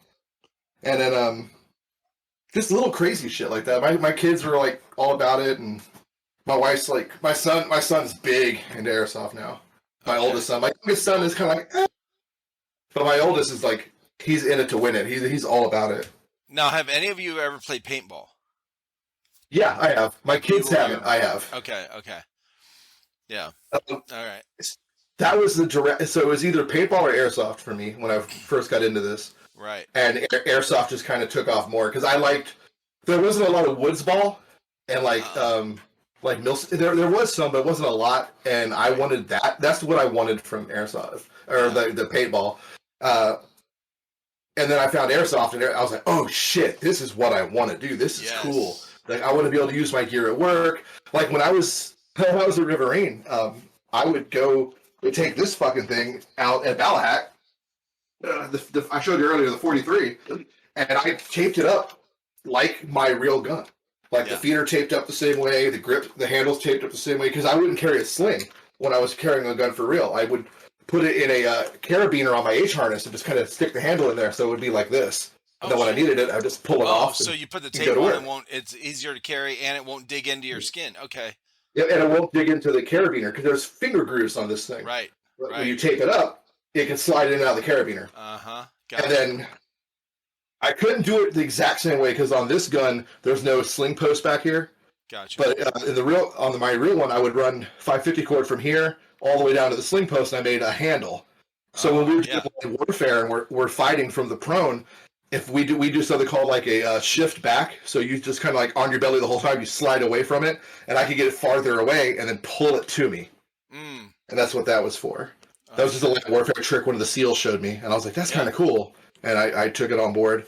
And same with the taped up the feet, because they've got like pretty sharp little claws at the bottom of these feet. They do. Right. So when you try to pull it towards you, it digs into the grass. And then, right. But with this, it still gives you enough purchase to like push into the gun and like dig the bipod, but not enough to where when you pull it, it's going to slide to you. That was the whole point behind it. But I bought this so I could go play airsoft with it and be a nerd, but still do some of the same things I was doing real world. At real world. I could still kind of practice. And it was a lot of fun. I had like a H harness set up, and that's fucking awesome. I guarantee you, bro, most people watching this or listening to this do not know those fucking pro tips right there. Okay. Probably not. I learned that shit from like a bunch of old salty SEAL dudes. They were like, this is what we did in fucking Vietnam and after Vietnam. This is what we did in the 90s. I was like, oh shit! When we were training, these are the guys with the old fucking really faded green tattoos, right? Like the original tattoos. We had this one instructor. I'm not gonna say his name because I don't know if he's would want that, but that's good. He was super dope. But this dude was a platoon leader and a 43 gunner, and that's like hard as hell to do, to give orders and directions and still keep the big gun up and fighting. Yeah. And he was a guru. This guy had done it all. Like he learned from the old Vietnam guys, and then he was in the 90s into 2000s. Yeah. And this dude knew everything about the 43. I sat there and just soaked up everything from him. Right. Like he would let us do all sorts of crazy shit when we were out in the field. He'd be like, if you guys want to do Frito Bandito, that's what we call it when you put the belts over across your body. He's like, go ahead, try it, see if you like it, see if it works for you. Then he told us like shit the team guys used to do is they would spray paint their rounds black to keep it from reflecting. From shiny, yeah. But he warned us. He was like, yeah, you can do that. It does work. However, it's going to gunk up your gun because of the paint, the heat. And right. And we're just like, I would never fucking thought to do that. That's kind of cool. Yeah. And we used to do like, so with this, because it's an airsoft gun, I have to have the box on the side. Right. But my buddy used to do what's called a bag feeder. So he would run rounds from his pouch on his kit right to the gun, which was awesome. But the problem is, if he needed to hand that off to somebody to climb over an obstacle, he has to break that link, hand the gun over, climb over. And I stuck with the box. But what I did is, I don't have it in here. I'd show you. So I do the 7.62 rounds that come in that little box. Yep.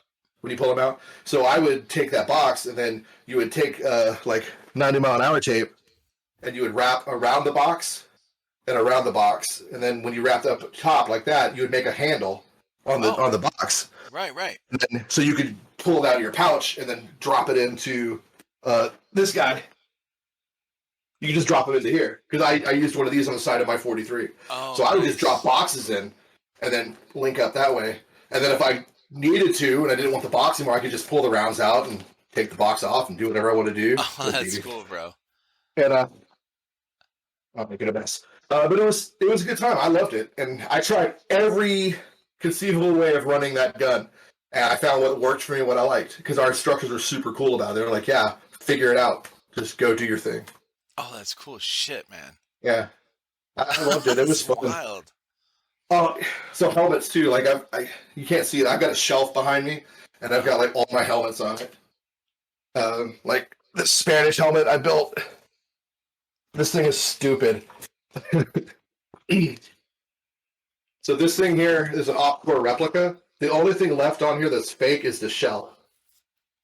I'm such a like lame asshole. I was like, I must have it realistic. Oh, and the shroud, the shroud.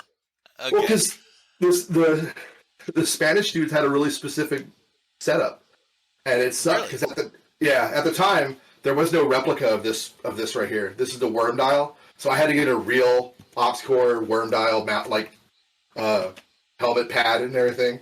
That was like $200. It was like, what? God. Oh yeah, my wife was like, "What are you doing?" I was like, "Don't judge me, don't judge me, lady." Like I like the Charge and PLS. They didn't have repros of these lights yet. The real counterweight. I actually got a review of this coming soon. Finally, Okay. Real strobe. Like nice real patches. And then, yeah, the whole helmet, the rails are real. I've swapped them out because the fake rails sucked so bad, and I was struggling to keep shit locked into them. Really? So I found I found a real set and just put them on there. I got them cheap, but this whole helmet's pretty much real off-core now, except for, like I said, the actual shell and this mount. I refuse to buy a real one because I'm not running nods yet. Oh, yet. Jesus. I got a lot bored with it. Mrs. Muddy, do not listen to this, okay? Because nods are going to put you in a second mortgage, all right? I'm bored, man. Because where we're moving, there's a huge hog problem. And you got to be able to go out and take those hogs out. So I sold her on, I was like, let me get some nods. I'm going to get me a new 7.62 rifle. And she's like, okay.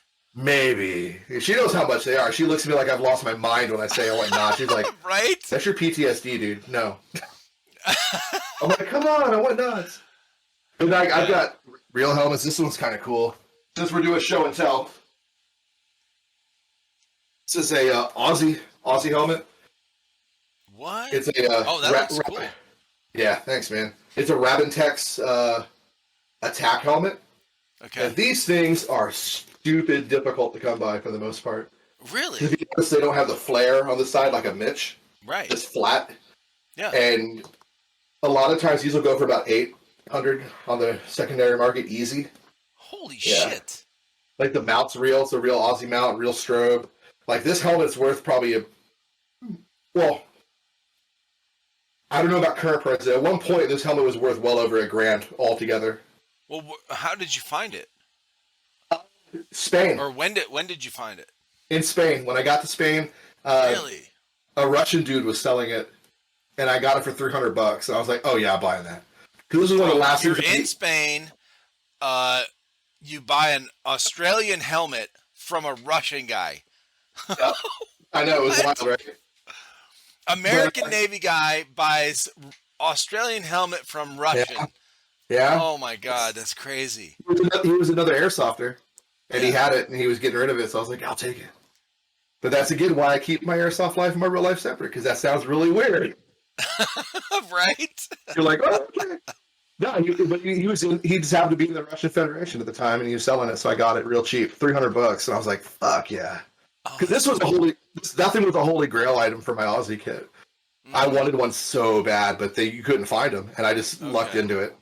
Yeah. It really like kind of brought it sounds weird, but it really brought the kit together, because one of those helmets that's just not common.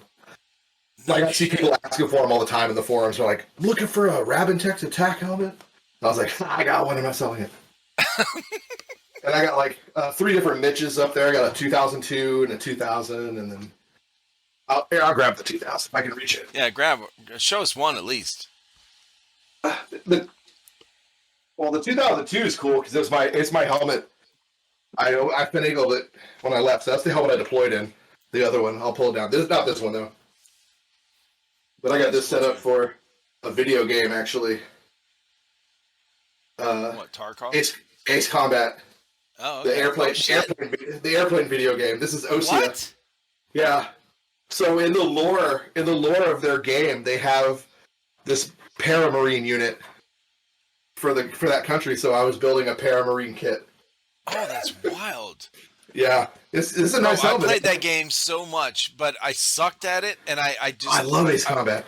So I'm bad at driving games and fucking flying games. So I loved the game. I loved Yeah. it, but I Oh, I just love it. I was horrible at it.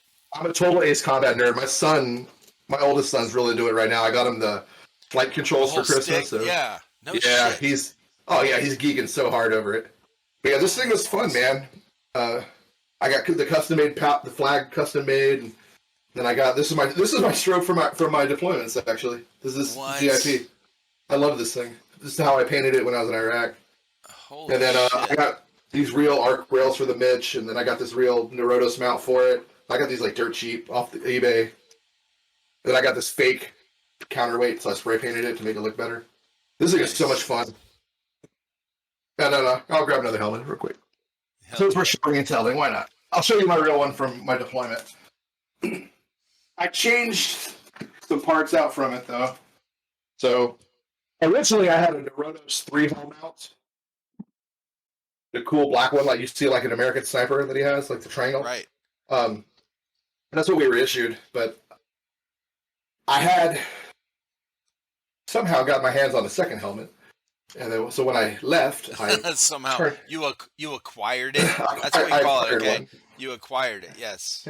I acquired another helmet, and when I left, I turned that in. I had both with me, and I turned in the one helmet, and then the guy in supply was like, "You know what? I don't need both. Just keep that one. It's pretty torn There up." you And I go. was like, "Fuck yeah!" So it was my deployment helmet. So I did 2 tours in this thing. Same chin Holy strap. shit, bro.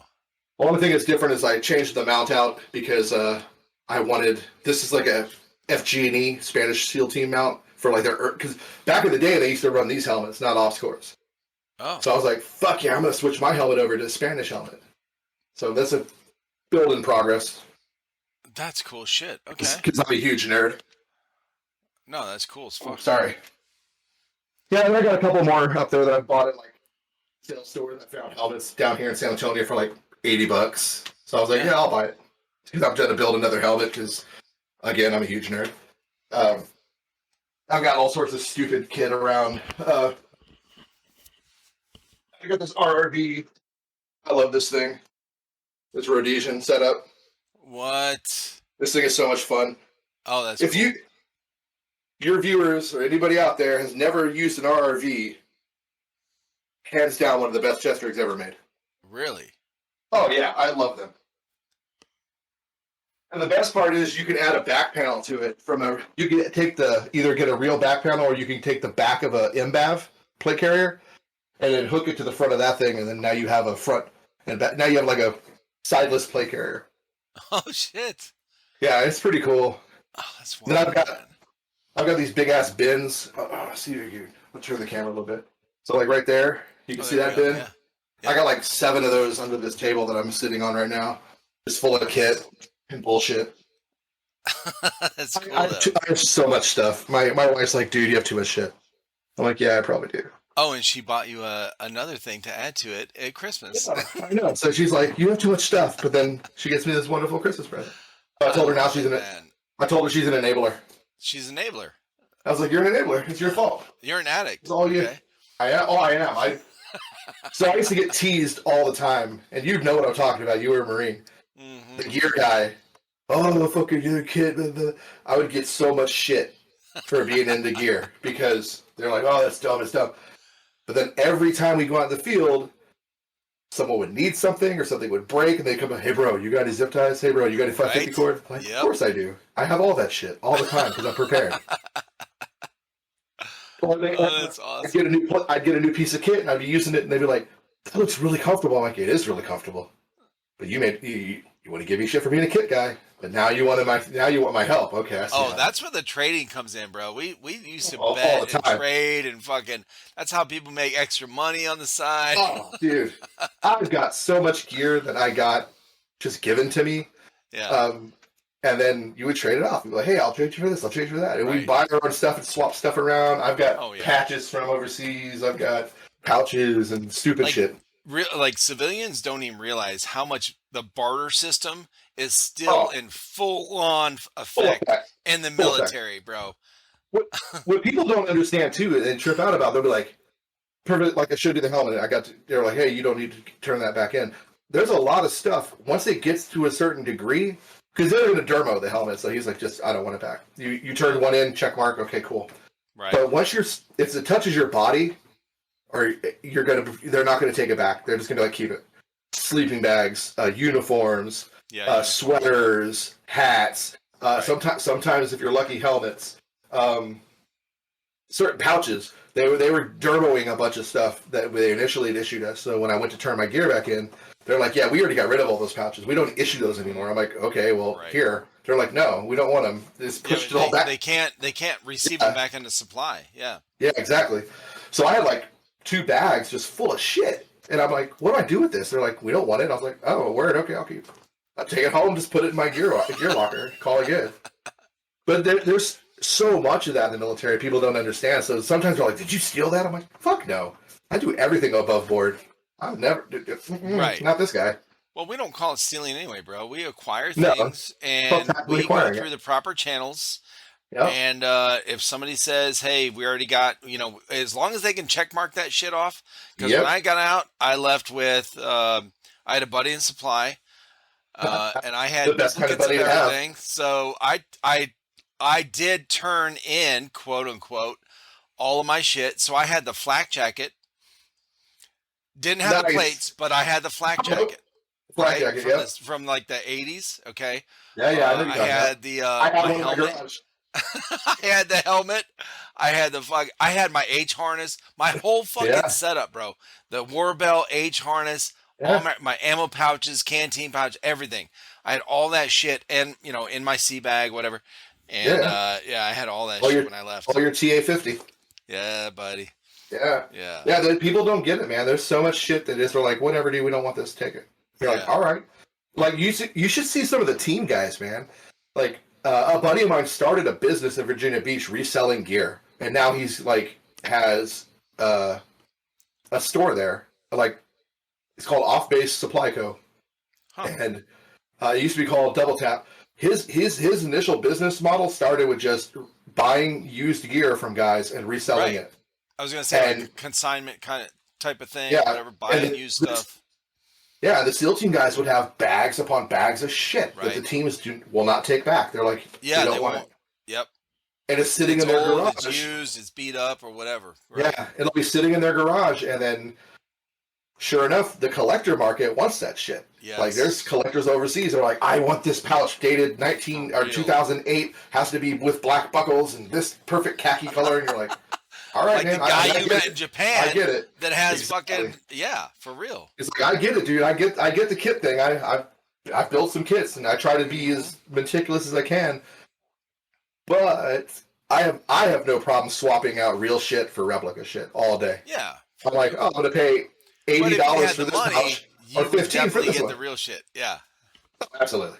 Oh yeah, if I could afford it. But then they raise the game gets going, and then they start cracking the prices up because these dudes start competing with each other, and then you're like, I know how much that shit's worth, and it's not worth that much, so I'm not buying it. That's my dilemma. The collector in me is like, ooh, I want that. But then the military guy in me is like, absolutely not. I will not pay that much for a pouch. That is ridiculous. Right. I've seen the spreadsheets. I know how much that shit costs. It's not that much. Right. Not that much. Well, that's like Pokemon cards in the last 20 years, bro. Holy shit. Oh, yeah. Jesus. Absolutely.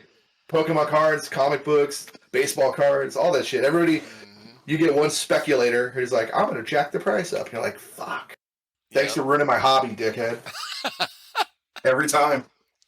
Well, they wouldn't jack it up if somebody wasn't willing to pay it, okay? Yep. That's the advice my dad ever gave me. It's not really their fault. It's the person that's willing to pay it. You fucking asshole. Quit paying that much for it, okay? Way to go, Dick. My dad, when I was a kid, I collected comic books, and I wanted to be a comic artist, and I'd be like, oh, you know how much this comic book is worth? It's worth this much. And my dad would just look at me and go, yeah, sure, if someone's willing to pay that price for it. Right. I'm like, what? But that's how much it's worth. He's like, if someone will pay the price for it. Right. Because it's only worth what someone will pay. And I was like, damn, that's a good-ass fucking point. And that's stuck with me my whole life. Oh, it's only worth that price if someone's willing to pay for it. That's it. Unfortunately, in this hobby, most people are willing to pay for it. Well, they Crazy. didn't used to be. I mean, you just gotta you gotta No. hang on to shit long enough for the tides to change, the trend to change, Yeah, and then people are I willing to have. pay for, that kind of shit. But So the funny thing is, I've done that. I won't lie. I've had stuff. I didn't go out of my way to gouge, but I had people hit me up and be like, "You're getting rid of that?" I'm like, "Yeah, I don't need it." They're like, I'll take it for this much." I'm well, like, then "Oh, it okay." starts, right? I Yeah, mean, that's dumb. no, and well, If the you're gonna thing pay is, that you've much for got this some couch, go ahead. old stuff, bro. Like old stuff. You've been playing a long time. You've got some cool Yeah, shit from legit places that you have been. Okay, yeah, yeah. Spain, Japan, like all that Yep. kind of shit. And gear from that is specific to that location, Or that time frame, yeah, early GWAT right? stuff, and And yeah, that is but the thing is, and this is where I found with most people I've talked with, into airsoft, is they're really into that stuff themselves. They're not oh yeah, buying this stuff to say, oh yeah, I'm going to sell it for this much later.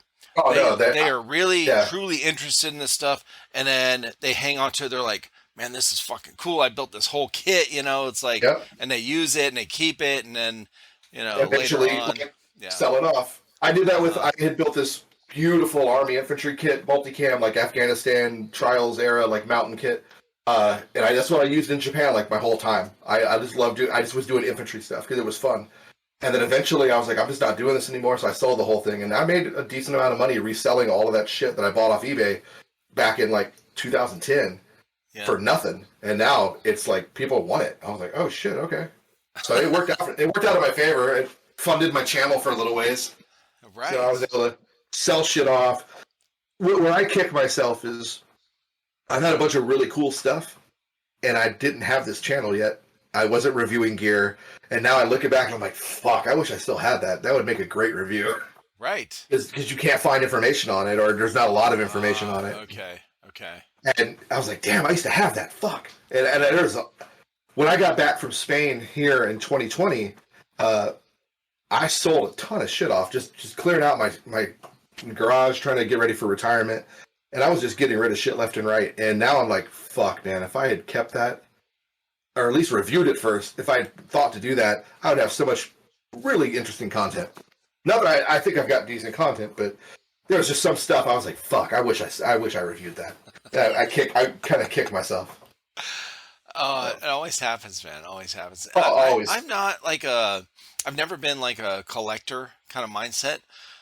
Yeah. I think I was when I was a teenager, and then once I started rebelling, and I created a bunch of drama in my life, and then of course I got in Yeah. the Marine Corps for 4 years, which is Yep. like intense. Oh yeah, and that's then, the and then I get most expensive married you while can I'm do. in, and then we have our first child is actually born like 2 months after I get out. We're still in Oh wow, that's a hell of a in time to have a California. kid. Oh, bro. So yeah, because I was up for reenlistment, and my wife's pregnant, and I'm like, if I reenlist, it's about a 75% chance that I'm going to go back to Oki for my first year of reenlistment. So You probably. yeah, and I mean, you have to, if it's just a year, they don't pay to have your family flown out there, Yeah, sent out there. it's an unaccompanied tour. Exactly. So Or I'm like, you're going to be raising this kid alone. So that yeah, was part of the conversation, and but yeah, that was so it was pretty crazy time. So I didn't really have. I've always had this in the back of my mind, like collector kind of thing, because my yeah, uncle was like big into coins. yeah, Uh, yeah. another family member was into. Now this is back in the '70s, which was apparently was real popular. And then butterflies. So Oh they yeah, would, yeah. And there's I know been you're a talking about. movie. There's a movie with God, I can't remember the guy's name, but anyway, he was like a warden of a prison, and he Hmm. was doing the same thing that my uncle did Yeah, with getting these dead butterflies that were like super beautiful, yeah, colorful yeah. and everything, and pinning them in. So he Pinning him collected in. Yeah. those. I did models, so I did model Cool. My dad used to do models. airplanes and cars. So I did a Monte Okay. Carlo SS. I did a Nice. Mustang. Yeah, I did like military jets and shit. Yep. F-15, Yep. F-14 Tomcat, Yep. Apache, the original Apache. So I Yep. would get My dad those was and big build into them. that. Yeah. So I always had that collector thing, but once we started having kids and all, I just didn't have It's time, hard. man. I didn't have time for shit, Yeah, it's hard. I ran into the same thing. Like, I don't know if I'd call myself a collector when it comes to a lot of this stuff because I'm not Hmm. as staunch at it as some of these guys. I mean, some of Yeah. these dudes are meticulous. Right. Uh, but I'll pick stuff up all the time. Like, oh, that's kind of cool. I'll pick Yeah. it up and like now it's different. Now I'm picking stuff up. I'm like, oh, I want to review that for the channel. I'm Yeah, gonna but like somebody like me that is looking at your stuff, with the history behind it and I would say you're a collector in my eyes because you don't think of yourself as am, but but I'm you've not got as some cool intense, I fucking guess. shit, and it's got a story behind each thing, which is Yeah. so cool. It's not just like, hey, I bought this last week at Walmart. You know what I mean? Like, Yeah. I actually had a dude buy a bunch of stuff off of me because it was like shit I wore in Iraq or something I had in Iraq. Because I was, like I said, I was getting like emptying my garage out, right? and it tripped me out that there was like a whole hardcore group of collectors that will collect like Global War on Terrorism memorabilia. Like he bought like Oh a whole shit! uniform from me, uh, and like he's like gonna frame it. And I was like, really? He's like, yeah, yeah. I was Yeah, like, all right, man. I mean, that's cool. I mean, he paid decent price for it. Nothing like yeah, wild, but it's still, again, I funded my channel with that stuff. I was getting rid of shit that I didn't need. That I never felt the need to like hold on to something and be like, oh god, I deployed with this. This is chair. I keep the stuff that means something to me, and other stuff, I'm like, it's just sitting in a box. It's sitting in a Pelican case in my garage. I'm not going to use this shit. yeah. I have pictures. I had the memory in my head. So some of the stuff I kept, but I got rid of a bunch of shit. And there was this collector's market that was just buying stuff left and right. I was like, I did not know this existed. Holy shit! I thought airsofters were like crazy. These dudes are hardcore, Right? hardcore, and they're not going I to use it. know. Like for me, I'm like, I'm going to dress up in this shit. I'm going to go out in the woods to play in it. I'm going to use it. No. These dudes are like, nope. It's just going to go on like a mannequin in their house. It's Yeah, going to be their setup. it's gonna be safe. Okay. Yeah, it that was weird for me at first, kind of knowing that my uniform was going to be in some dude's like collection. I was like, that's awkward Really? because name tapes everything, the whole 9 yards. Like he Oh. wanted exactly how I wore it. I was like, all right, I mean, I could do that. Oh, It's so it's weird, kind but of like it's personal. Yeah, yeah. yeah, Right. yeah. So it's like a personal effect. I don't It's the know, same as man. like guys who collect Yeah. World War II shit. They'll Right. collect like flags, and it's the same thing, but for the modern combat, modern war. Right. And I watched him resell That's some kind of stuff cool though. too, I know and it's I wild. understand your hesitation. Like maybe not hesitation, but the that feeling of what? Like my name's going to be but It's weird. when you think about that your stuff Mhm. is going to be in, it's spreading across the world or the Yeah, country or you know what I mean? it's Like it's it's pretty out there fucking now. It's cool, floating man. around, Yeah. Yeah. and it's neat because some dude's gonna like collect this shit, and it's gonna be all set up fancy. And I was like, Right. okay, I can fuck with it. Why not? So I got rid of some stuff. I kept most of my shit, but every so often I'll give because I still have like 20 different uniforms that I wore, and I'm like, I don't need this shit. So I'm trying to like go move along, get out of here. Well, I it's gotta make kind of like a room. family tree. You can make a map, Yeah, and this is something I want to do for my channel as well. Is and somebody brought this up. Actually, Little Miss Airsoft brought this up on the monthly backspin we did. Just came out, okay. the yeah. Oh yeah, I was watching She that. I haven't finished it yet. yeah I she didn't get a said chance to. towards the end about the creating a map of Mhm. where like people that I've done podcasts with where they're Yeah. at in the world, in the country, everywhere around, Oh, that would be and putting really like little cool. pins, in the states or whatever. Obviously, not Hmm. their exact location, but But yeah, like just Texas. yeah, right.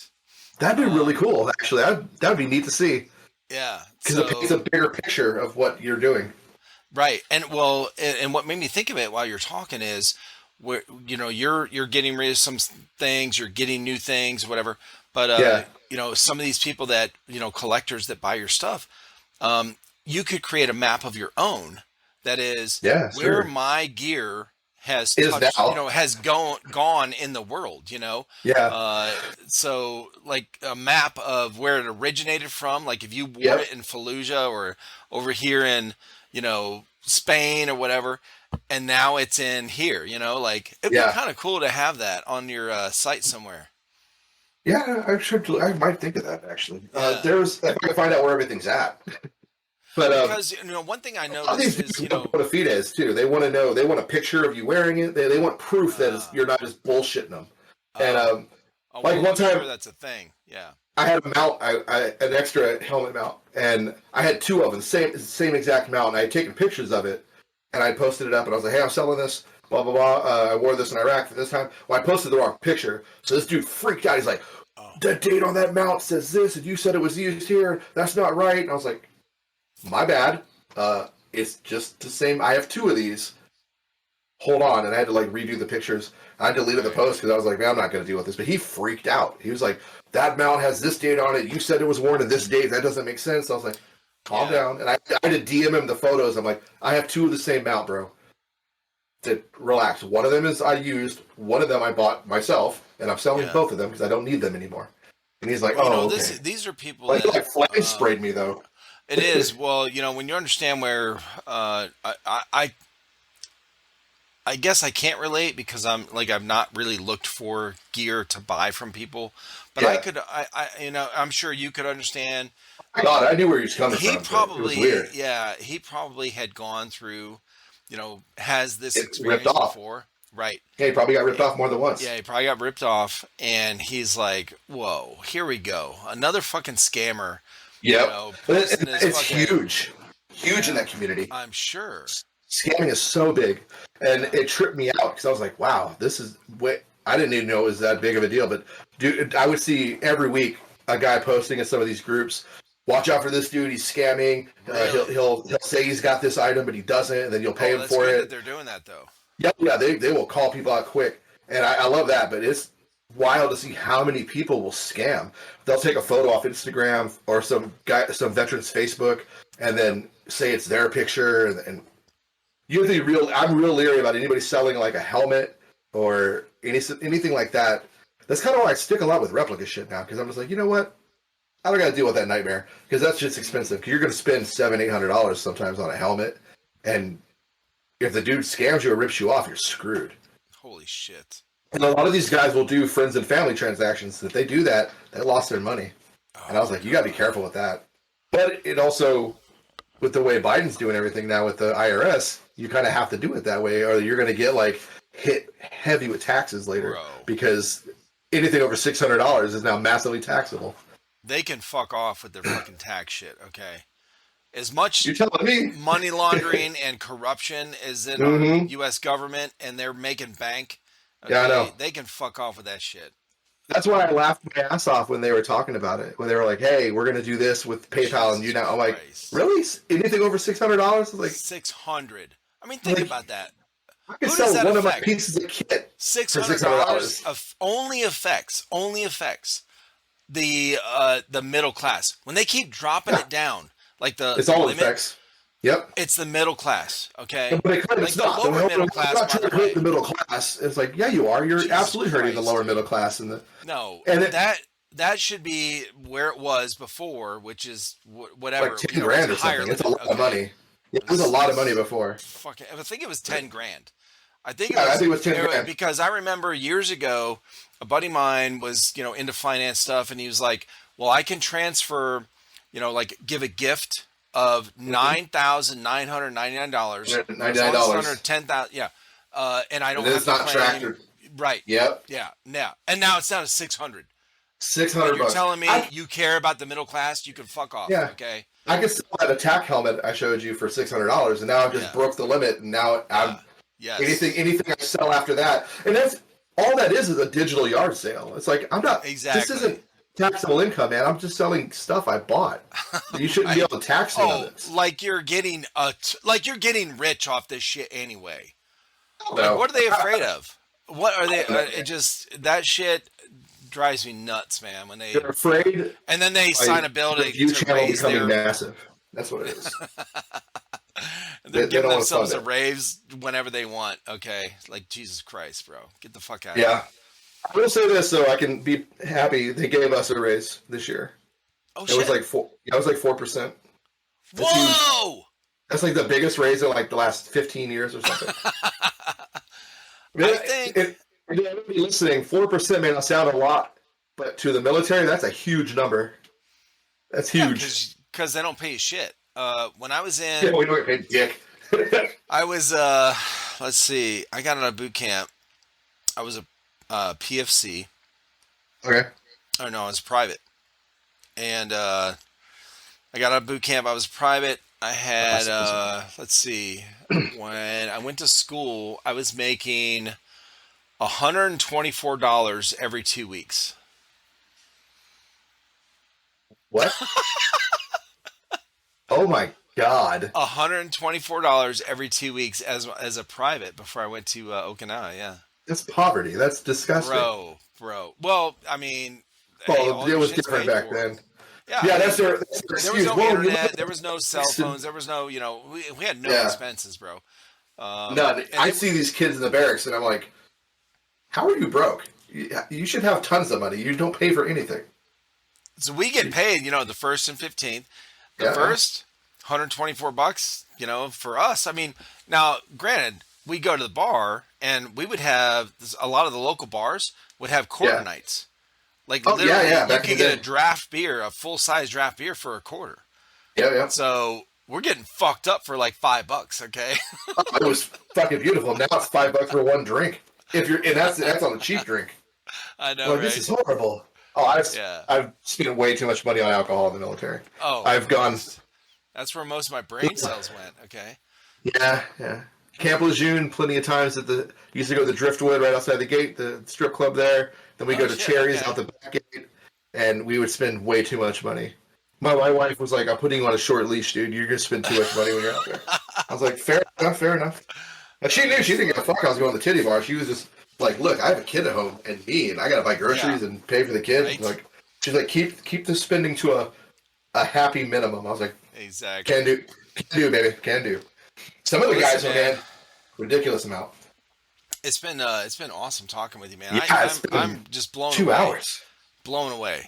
how much Thanks, stuff you man. have, where you've traveled, and where you have a ton of real world experience. Yeah, it was Not fun. just in airsoft, with airsoft as well. In different countries, which Yep. most people have not had. Most No, people, yeah, they don't get a yeah. chance to play in other countries.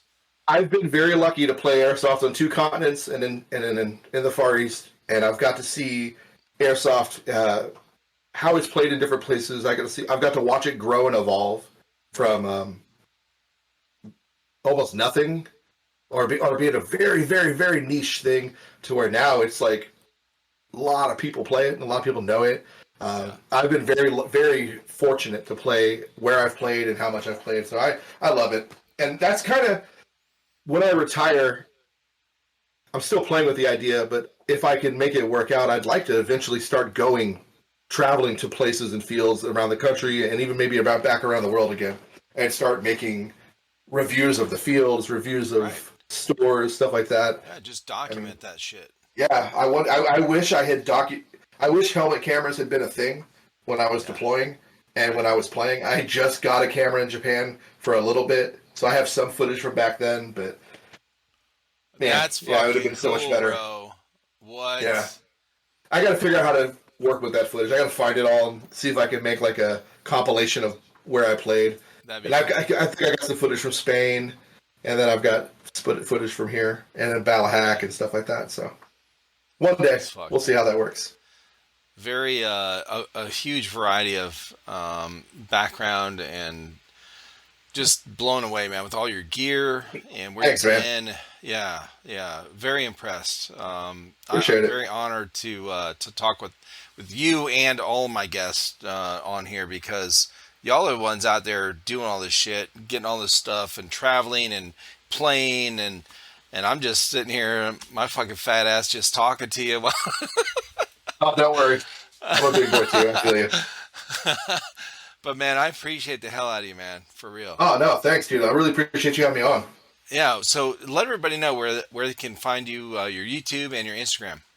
Yeah, yeah. So my YouTube is muddy_reviews at on YouTube, and then I think it's just muddy reviews, no underscore on Instagram, if I remember correctly. Awesome. I I'll need put to, I need those. to, Well, I I'll need to put double the check that. Is that really what it is? Well, I changed it. I have No, your. it's Did you? the underscore Why are reviews you on. changing shit, bro? What do you mean? No, you said you changed it. Oh yeah, I changed. Well, no, my Instagram was a different name, and then I It's changed it muddy to match underscore the you. reviews. Yeah, on Yeah, Instagram. Yeah, I changed it to match the channel. So yeah, it's muddy underscore reviews on YouTube and on Instagram. there And you if you go. want to check out the Make it channel, check it easy. out. I Yeah, review absolutely, stupid man. gear like Well, listen, this. anyone's listening or following, is going to watch this or listen later. Go check out his channel on YouTube, Muddy Reviews. I would Go appreciate check it. out his Instagram on Muddy Reviews as well. Yeah, And I'll have the links for those appreciate in it. this video. And he's got some good reviews, man, for real. And, Appreciate that, and this man. is like, yeah, you're one of those sleeper channels. Like, not a big Yeah, I channel, can see but that. you've Not got yet, some no. really good content, and not just the content and what you're reviewing, but the real world experience behind it as to what you're Yeah, talking about. So I it's cool. I try not to push that as much because I don't want to No, sound like but a know-it-all still, or be it like, comes I know out. this. Yeah, Yeah. I every once in a No, while I'll be you like, don't sound well, arrogant. You don't sound arrogant. You yeah, don't sound I like don't you're want to. you know everything. You're just but you can't help drawing from your experiences throughout the world. Exactly. Yeah, Right. I'm just a nerd that likes to collect and play BB Wars. Oh man, it was awesome, dude. Thank you so It much. was, dude. Great I know. having you on. Appreciate it. I appreciate it, man. You have a good night. No worries, brother. You too. Take care, man.